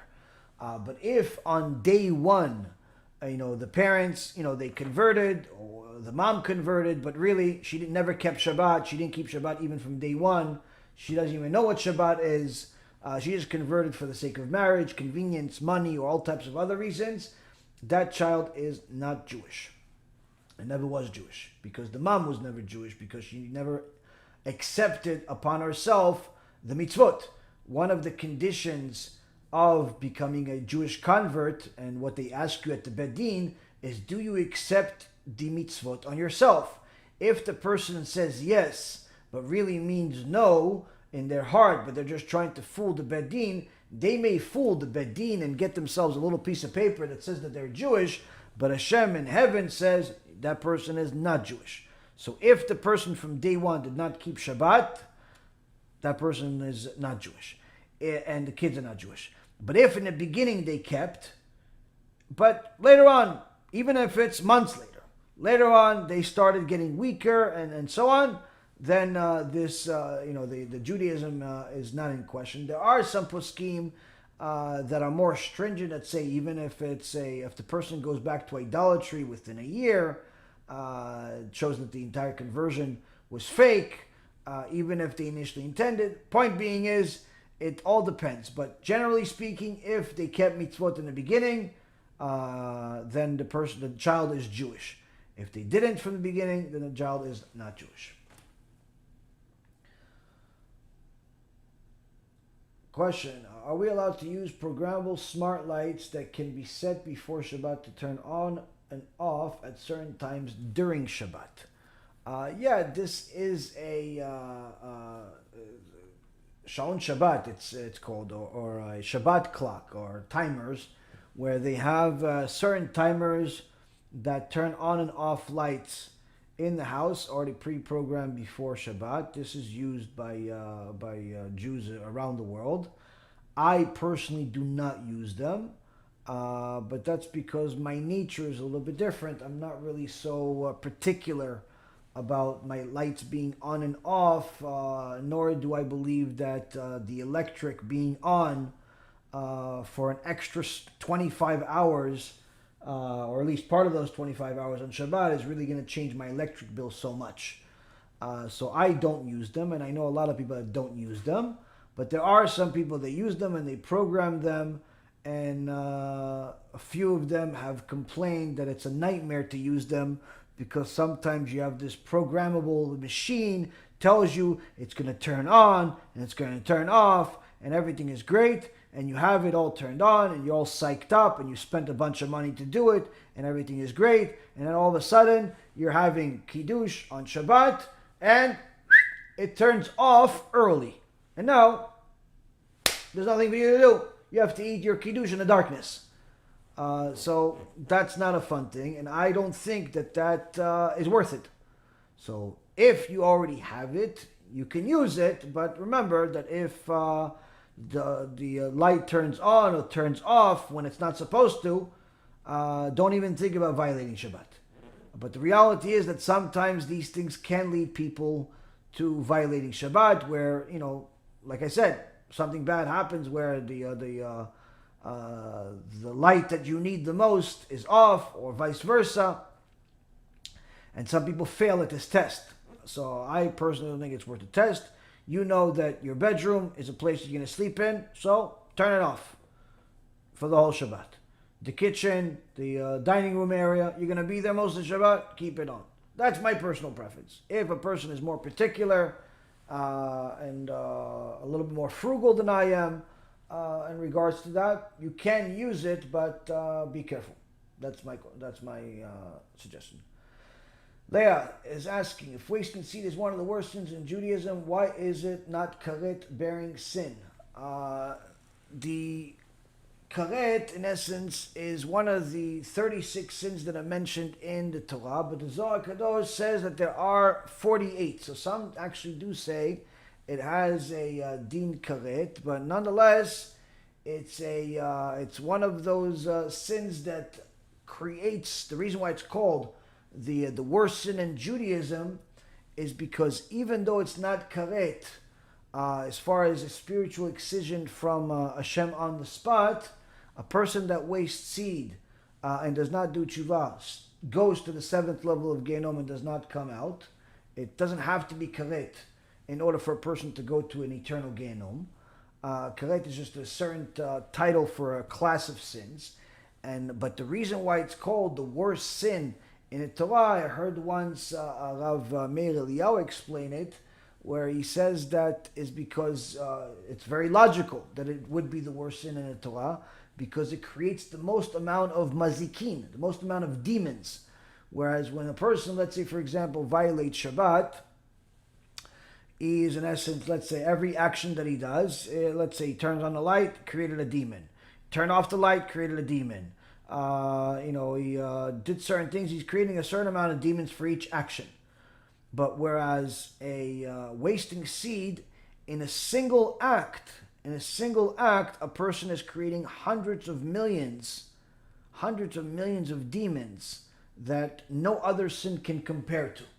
So it is considered the worst sin because it has the most amount of spiritual impact on the person, to the point where it impacts everything else in his life, including his understanding of Torah, her acceptance of the mitzvot. Suddenly, if she's promiscuous, whether it's with someone or with herself, or she's immodest, or he's immodest, and he's promiscuous, any of these things lead a person to develop a very thick klipa as a result of all of these demons that they're creating, that makes them simply reject the mitzvot, reject holiness, reject the good, and start not only tolerating but welcoming the bad.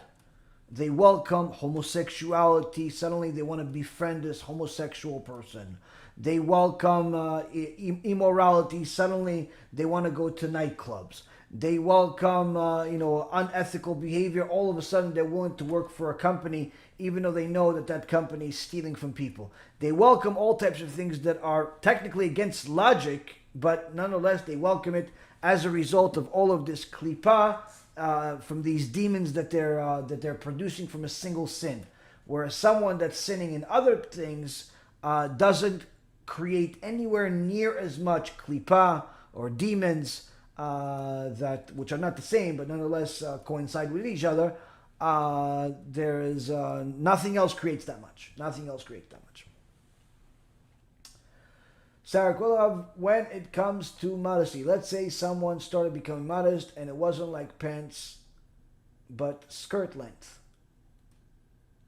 If they did tshuva and became modest, is it complete even if it caused chilul Hashem if they didn't know or did know? I have to read the question again. Let's say someone started becoming modest and it wasn't like pants but a skirt length. I'm not really understanding what that part is.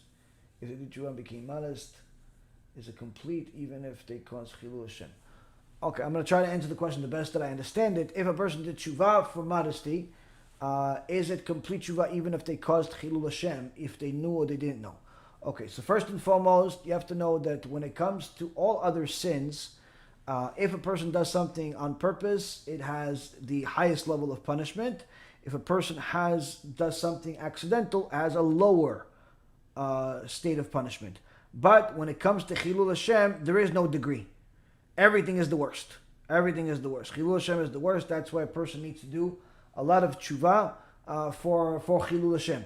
Whatever Chilul Hashem they did, purposeful or unpurposeful, they have to do tshuva for it. The best way to do tshuva for Chilul Hashem is to do Kiddush Hashem, and the best form of Kiddush Hashem is to do Kiruv, to sponsor Kiruv, to help people do tshuva. That's the highest level of Kiddush Hashem and what a person can do.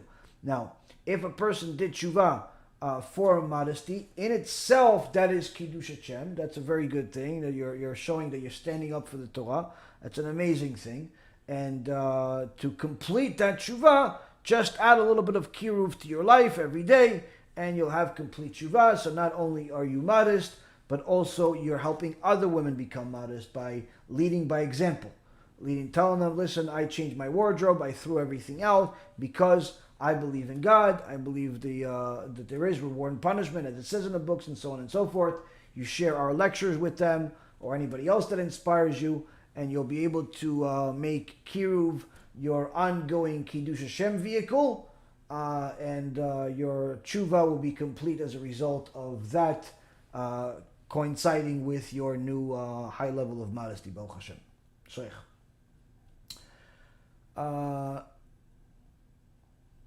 Shabtai is asking, if a Jewish woman gets a donated uterus from a non-Jew and she births a baby from it, will the baby be Jewish or will it have to convert? Also, do I fix a mezuzah to a 10 by 4 closet? Well, two very interesting questions. As far as a woman accepting a uterus from a non-Jew, that uterus becomes hers. So the baby does not have to convert. Because, I don't know how often people do that type of a surgery, but in order for that surgery to actually produce a baby, that uterus has to, in essence, become part of her body. The body has to accept it, that in essence becomes part of her. So there's no problem of having a baby, and that baby would be a Jew. As far as mezuzah to a closet, generally speaking, closets are not a place that you put a mezuzah. Sometimes there are a mezuzah. Sometimes there are in certain people's closets are like rooms. But it all depends on not the size only, but also the door. If it has a mashkof and so on. So you'd have to send me pictures of the door and the room, and then I could tell you if it requires a mezuzah or not. The size in itself is not enough. What should a 19 to 20-year-old guy do when his parents constantly fight verbally? Sorry about that. They constantly fight verbally. Okay, the father insults and brings up the mother's past sins,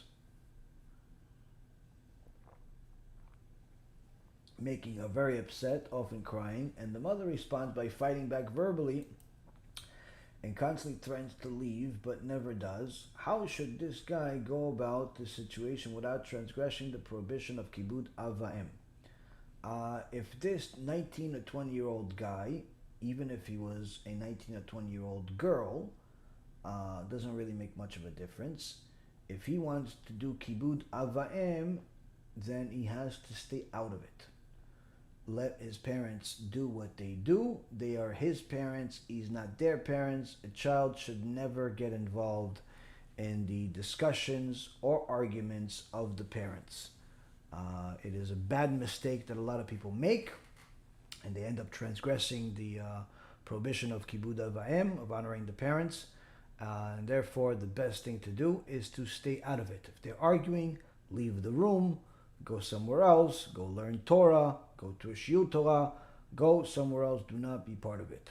I understand that you feel maybe perhaps protective over your mom because she's crying, or you're upset because your dad. Whatever the case is, it's definitely not comfortable. It's a nightmare, if you will, but it's not your business. It's not your business. They're adults, and they can handle themselves. They don't need you to tell them what to do or what you think. They lived and existed in the world before you came to the world, and they managed just fine. They will continue to managing just fine, and you don't need to get involved, and you should not get involved. Truly disturbing news coming out of Georgia today. Mamash word for word what the movie predicted. Yeah, unfortunately, Baruch Hashem, the Divrei Torah are, they're emet la'amita. What can we do? Tikkun movie came out the same night this abomination known as the Grammy aired on national TV. What a stark contrast between Kedusha and Tumah. Thank you. Next question. Adrian is asking, if a mother converts to Judaism, Orthodox, with her 6-year-old son, but after marriage that followed the conversion with the Jewish father of the kid, she decides to leave it. And his conversion is not valid by the Rabbanut.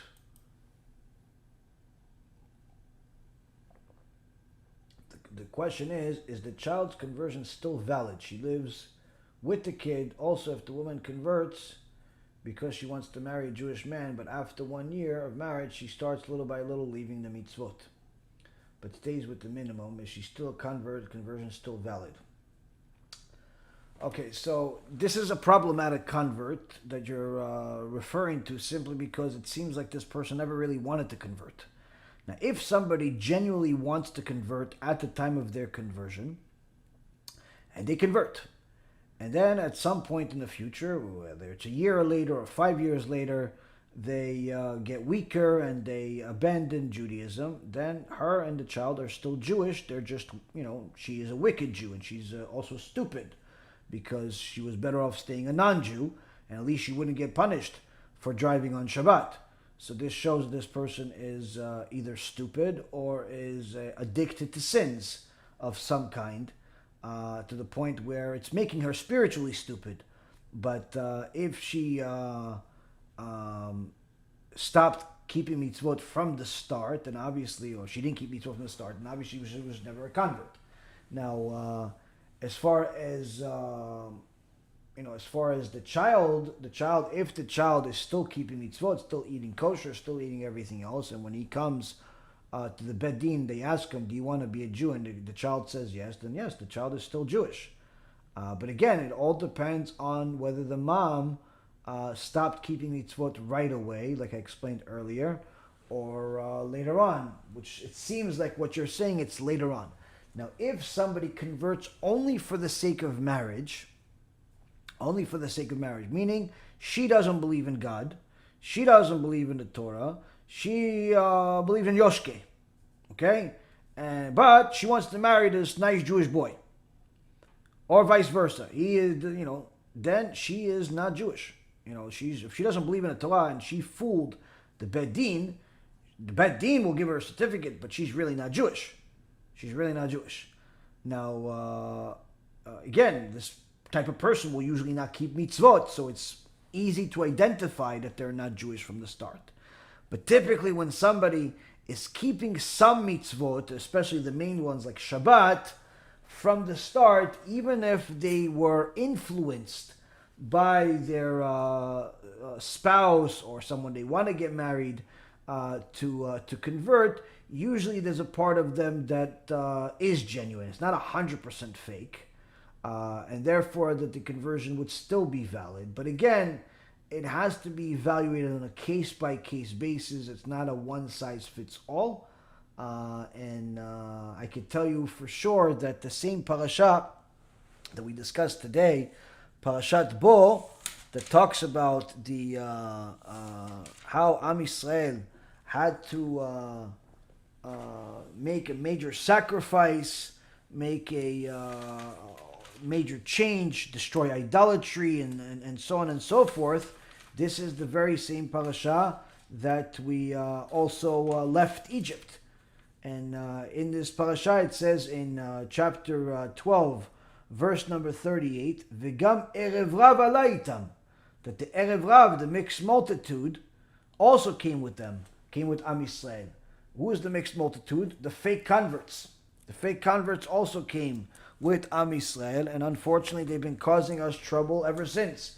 So there are fake converts in the world, bad converts like Asher Meza, and I would say the overwhelming majority of his students are all bad fake converts, Erev Rav. And people like him are all Erev Rav. But there are many that are good, that were just misled or taught in an inappropriate way, and so on. But point being is that Kadosh Baruch Hu is requiring everybody to celebrate Pesach, and he includes the converts. There's a special verse that says not just the regular natural-born Jew celebrates Pesach and has to make these sacrifices, but also someone that converted has to do it. Don't think that just because you're a convert, there's less required of you. Just as much as required of the convert, whether they're new or they're old, they have to comply with the entire Torah like the rest of Am Yisrael. Next, can a no-hide wedding wipe out the sins of the couple and give them a new neshama if the wedding is done right, or this is only for Jews? To my knowledge, this is only for Jews. Shalom Aleichem, everyone. Please share. Do not forget. Yes, thank you very much, Avraham, for reminding everybody to share.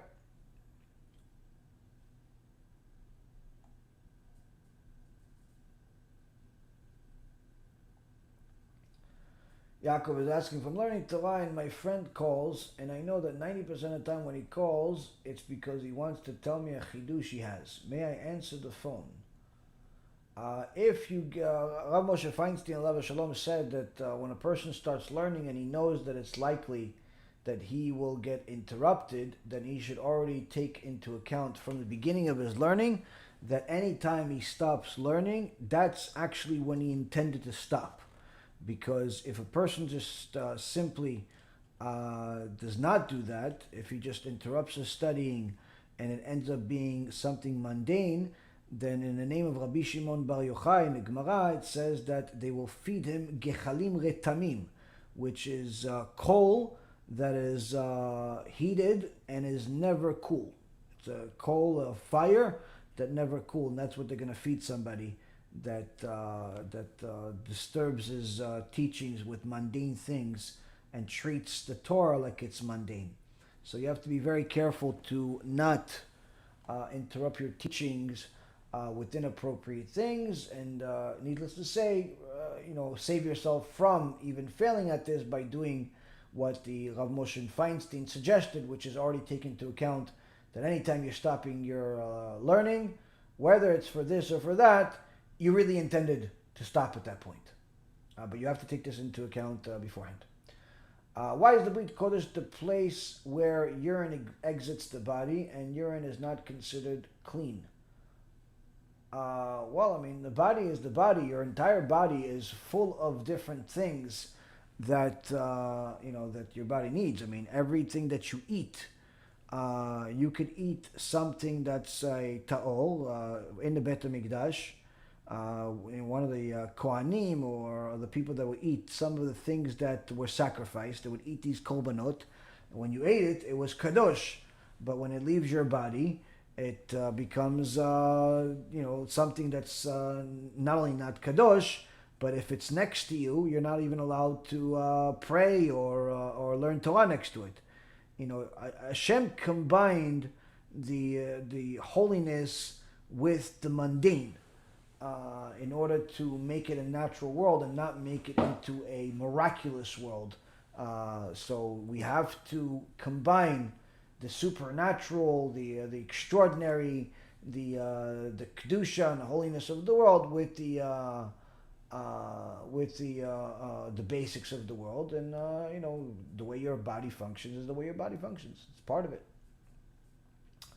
Why was the snake punished if it just followed what Hashem told it to do? Hashem did not tell the snake to make Adam and Chava sin. He allowed them to do it, but he didn't tell them to do it.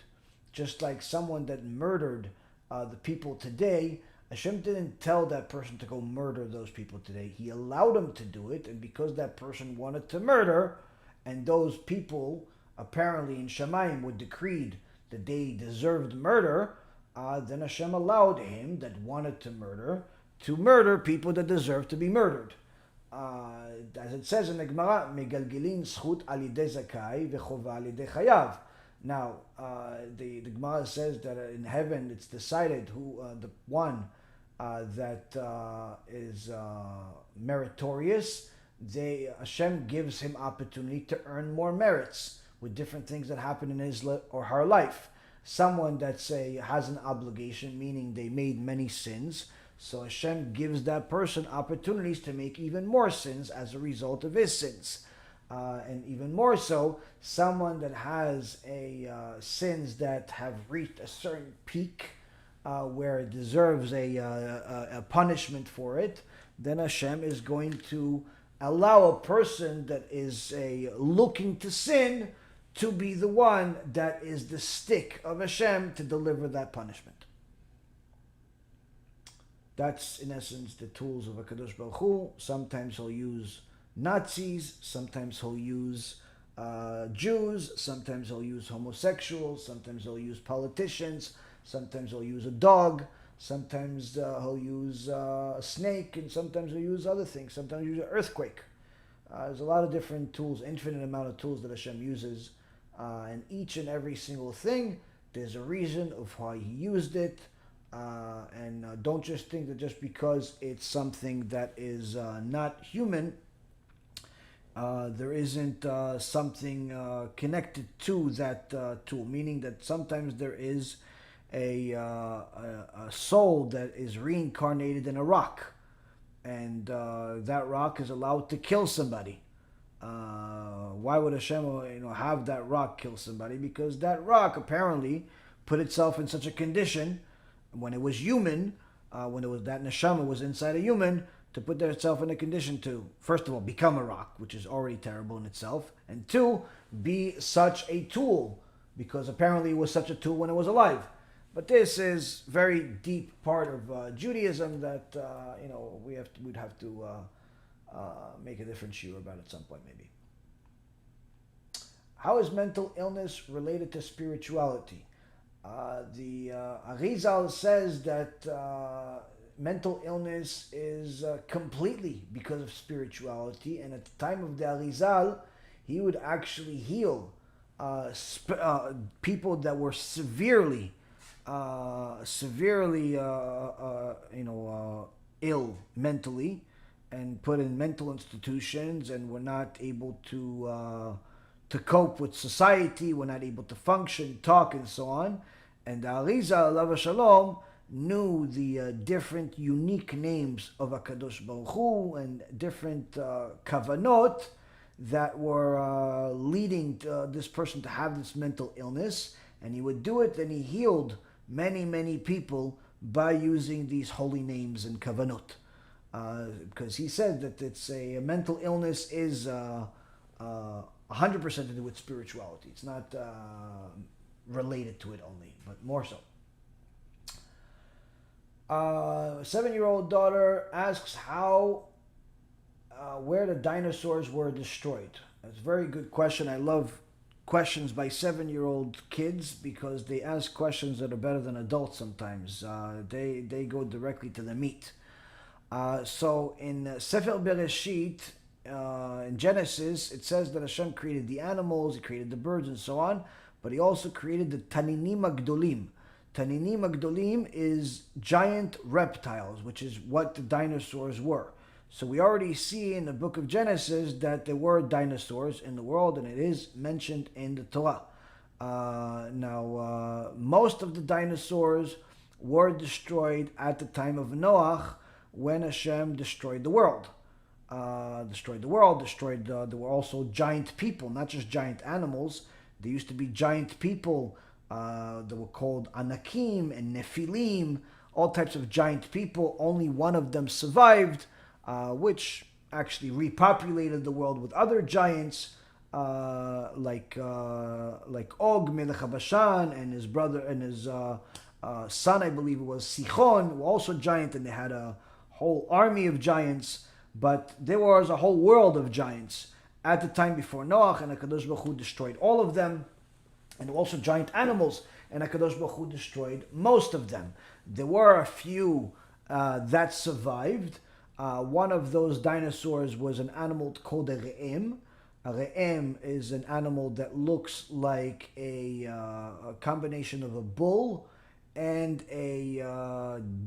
maybe a deer, but it is a giant. It was so big that two of them had to follow.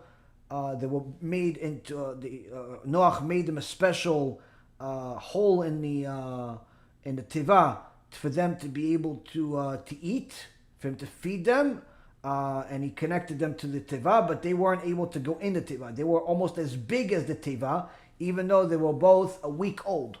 They were a week old, and they were almost the size of the teva. They were giant animals. There's also, the re'em is mentioned 9 times in the Tanakh. 9 times in the Tanakh. Don't think I'm such a genius because I know how many times the word re'em is mentioned in the Tanakh. I only know this because as part of my investigation about Christianity, one of the funny things that I found out about the New Testament is that the New Testament that's full of falsehood and so on also has the word re'em in its, Old Testament, they call it, 9 times, but they translate it to English. And but their English translation is not re'em for what it is, but rather a unicorn, like a horse with wings. That's what they have, a cartoon in their New Testament. So I actually found this very humorous, and it's 9 times in the New Testament, King James Version. Anyway, this was one of the dinosaurs that survived. There is others that existed throughout history at the time of David HaMelech. There were other dinosaurs that are mentioned, where there's one time in Tehillim, in Psalms, it mentions that David HaMelech was with his sheep, and he was climbing a mountain, but all of a sudden the mountain started shaking, and he realized that something is wrong. What was wrong? He was actually climbing a dinosaur. He was climbing a dinosaur. He was climbing an animal that it was so big he thought it was a mountain. But at the bottom of the mountain, there was a lion and there was a bear. He ended up fighting them, beating both of them. But the point being is, it all started by being in a situation where he had to leave the mountain because it wasn't a mountain, it was a dinosaur. Now, another time that there is dinosaurs mentioned in the Torah is actually in last week's parasha, in the Mishkan. The Mishkan is actually a chidush I just learned recently from Rav Meir Eliyahu, who has some extraordinary chidushim, but he actually brought a Rashi. He brought a Rashi that I didn't know, and I don't know a lot, so that's not necessarily such a rare thing. But he actually brought a nice chidush where he said, Rashi brings that the Mishkan in the desert that Moshe Rabbeinu had, one of the conditions that Hashem made was that the cover for the entire Mishkan was to be of a single piece, meaning they weren't able to sew this, these parts. I mean, the Mishkan was big. It wasn't like a little tiny room. It was huge. So they had to have this leather, but be of a single piece without sewing it. There wasn't like a bunch of people sewing things, one box at a time, 3 feet by 6 feet. No, it was a single piece covering the whole thing. So Rashi brings over there where he says there was an unusual animal at that time used for it, where this was a single animal that covered the entire Mishkan. Single animal, so obviously is a dinosaur. So there were different times that dinosaurs are mentioned, also mentioned in the Gemara. Gemara mentions a few times where there was a couple of Chachamim, they were walking, and suddenly they found themselves walking inside a skeleton of a ancient animal. So obviously if they're walking in it, without even realizing, it shows that it's very, very big, even bigger than what the movies say. That's also in the Gemara, and there's other places. Point being is, dinosaurs are very much a part of the world. Perhaps they're not like the movies portray them and the scientists say they are, but the big animals and big people did exist. In fact, even the scientific world knows that they don't know. Any honest scientist that has explored this will tell you that just recently, I believe in the last maybe 5 years or 10 years, scientists themselves came out and said that everything that they believed about dinosaurs is unsubstantiated. Number one, because they don't have any human remains whatsoever that are complete. The models that you see in museums are made by people. That's number one. Number two, the way that they're making you think that dinosaurs look is the way that they're theorizing that it is. But now the new theory that they have over the last 5 or 10 years is that actually the dinosaurs did not look anything like what they've said for all of these decades, but rather didn't look like little lizards that you have here in Florida in every corner and iguanas. But rather they look more like lions. They looked with that a lot of hair on them and so on and so forth, which is, again, if the Jurassic Park, the movie, had this into account, it would be a completely different movie. But the point being is that big animals, whatever you want to call them, big animals and big people, call them giants if you want, it's a very appropriate description, did exist in history.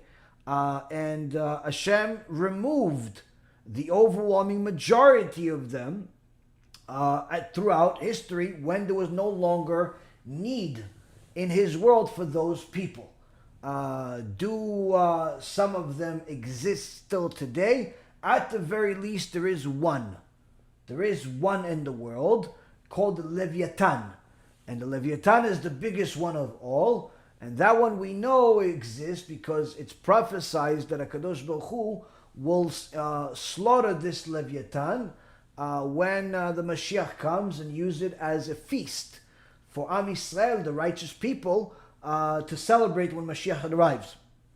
But this is originally Hashem created two, a male and a female, but saw that if they were to procreate, their existence would destroy the world. So he actually, slaughtered one of them. And therefore, there's only one that exists, and it's actually mentioned in the book of Job that this Leviathan exists. It's Hashem's pet. He plays with it. It's also mentioned by David HaMelech. Point being is that it does exist in the world. Are there others? I haven't checked, but I know a bunch of conspiracy theories do have pictures of them. So if you want to believe that, you can. I personally just focus on what it says in the Torah because that's the only thing I could substantiate. Everything else, could be CGI, could be, a lot of things. But nonetheless, dinosaurs are very much a part of the world. And like anything else, it's Hashem's world. And when he wants something to exist, it will exist. When he doesn't want it to exist, it doesn't need to exist. Also, as a side note, there were also there were also dragons. Dragons that also existed. There's a lot of really interesting animals mentioned in the Gemara. In the Gemara, there's a lot of interesting animals. There was a animal called the salamander, I believe it is translated salamander or something like that. That it is an animal that is created inside volcanoes. Created inside volcanoes. Gemara Masechet Chagiga, last chapter, last page, last daf, talks about this special animal that's created in fire, and it's even tells you how to create it if you want. If you want to make yourself a pet dragon, the Gemara discusses it if you want to make one for yourself. Only problem is that you'll have to find a way to live inside a volcano for a little bit. But they did some of these things that did exist, and in fact, many of the things that are mentioned in supernatural type of books and films were really, not inventions, but rather innovations of the words of our sages. And if you look, actually, at many times the stories themselves come from, a Jewish origin. Either it's a young man that used to go to yeshiva, but then, decided to become a movie producer later on in his life. or it's his father used to be a rabbi or a religious Jew, and he heard stories growing up. Many times these people that are coming up with so-called Hollywood stories, they're not really Hollywood stories. They're just their childhood stories that they heard from their parents or their rabbis, that their rabbis or parents heard from the Gemara or from the Zohar. Either way, it's from the Jewish teachings. Anything that's of any value you'll find in the Torah. And the reality is that many people don't know this. And you find out that many of these things exist in the Torah. And one of the ones that I found very interesting is the whole story of Arthur. Arthur, the story of him being the knight and him taking out the sword out of the rock. Arthur is really in real life Moshe Rabbeinu. That's actually who Arthur is really portrayed after. It's the story of Moshe Rabbeinu. When Moshe Rabbeinu ran away from Egypt, he initially went to the land of Cush for 40 years. He was the king over there. Eventually he left because he didn't want to marry the Cushite woman over there, the queen over there. And he left. He went to Midian. In Midian, he first met Yitro. Yitro thought that he was a criminal and put him in jail for 10 years. Tzipora saved his life and fed him for 10 years. After the 10 years, when Yitro saw that he's still alive, he allowed him to leave the prison and work for him. And when they were walking in the field, Moshe Rabbeinu saw that there was a staff stuck to the ground, and he just took it out. The staff was huge. According to the Midrash Me'am Loez, it was of ruby color and 674 pounds with engravements of the names of the forefathers, the plagues, all types of interesting things on it that Hashem used to create the world.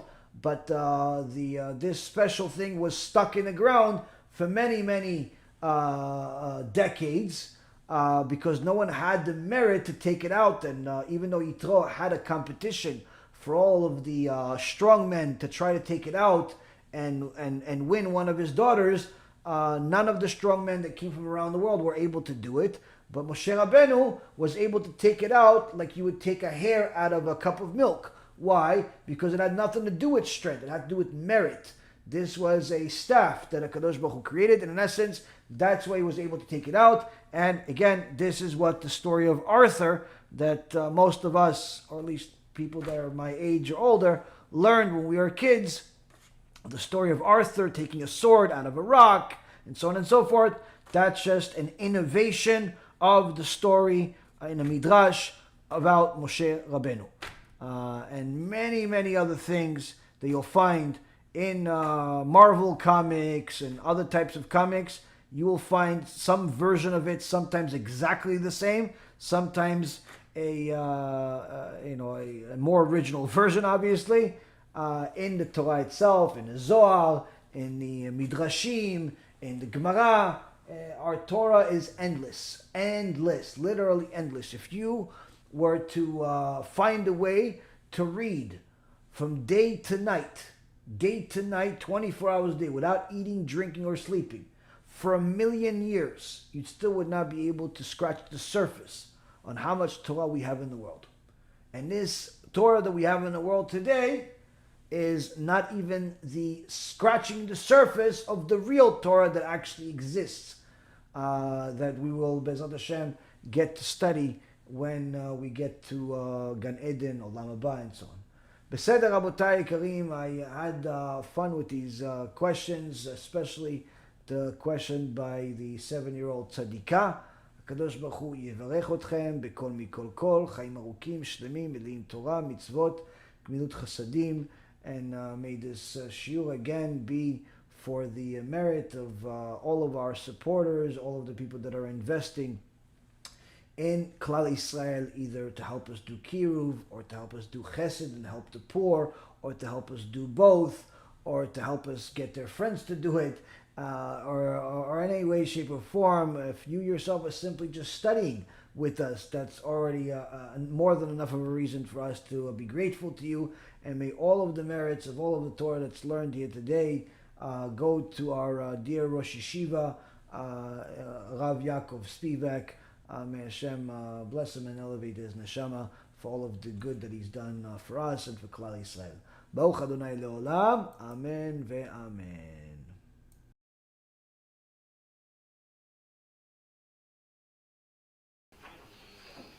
What can I tell you? I can tell you about this person, Yaron Reuven. I first saw Yaron Reuven. I first saw him on television, on the internet. None of them is good to say that, but I first saw him. He speaks. He has anything that would describe Yaron Reuven is that he's been there and done that. Nobody, no matter what, in business or anywhere, can say that you don't know, you don't understand. And that makes him an incredibly compelling speaker. All right? And it's my great, I could say more and more, but small it is my great pleasure to bestow this speaker upon Rabbi Yaron Reuven.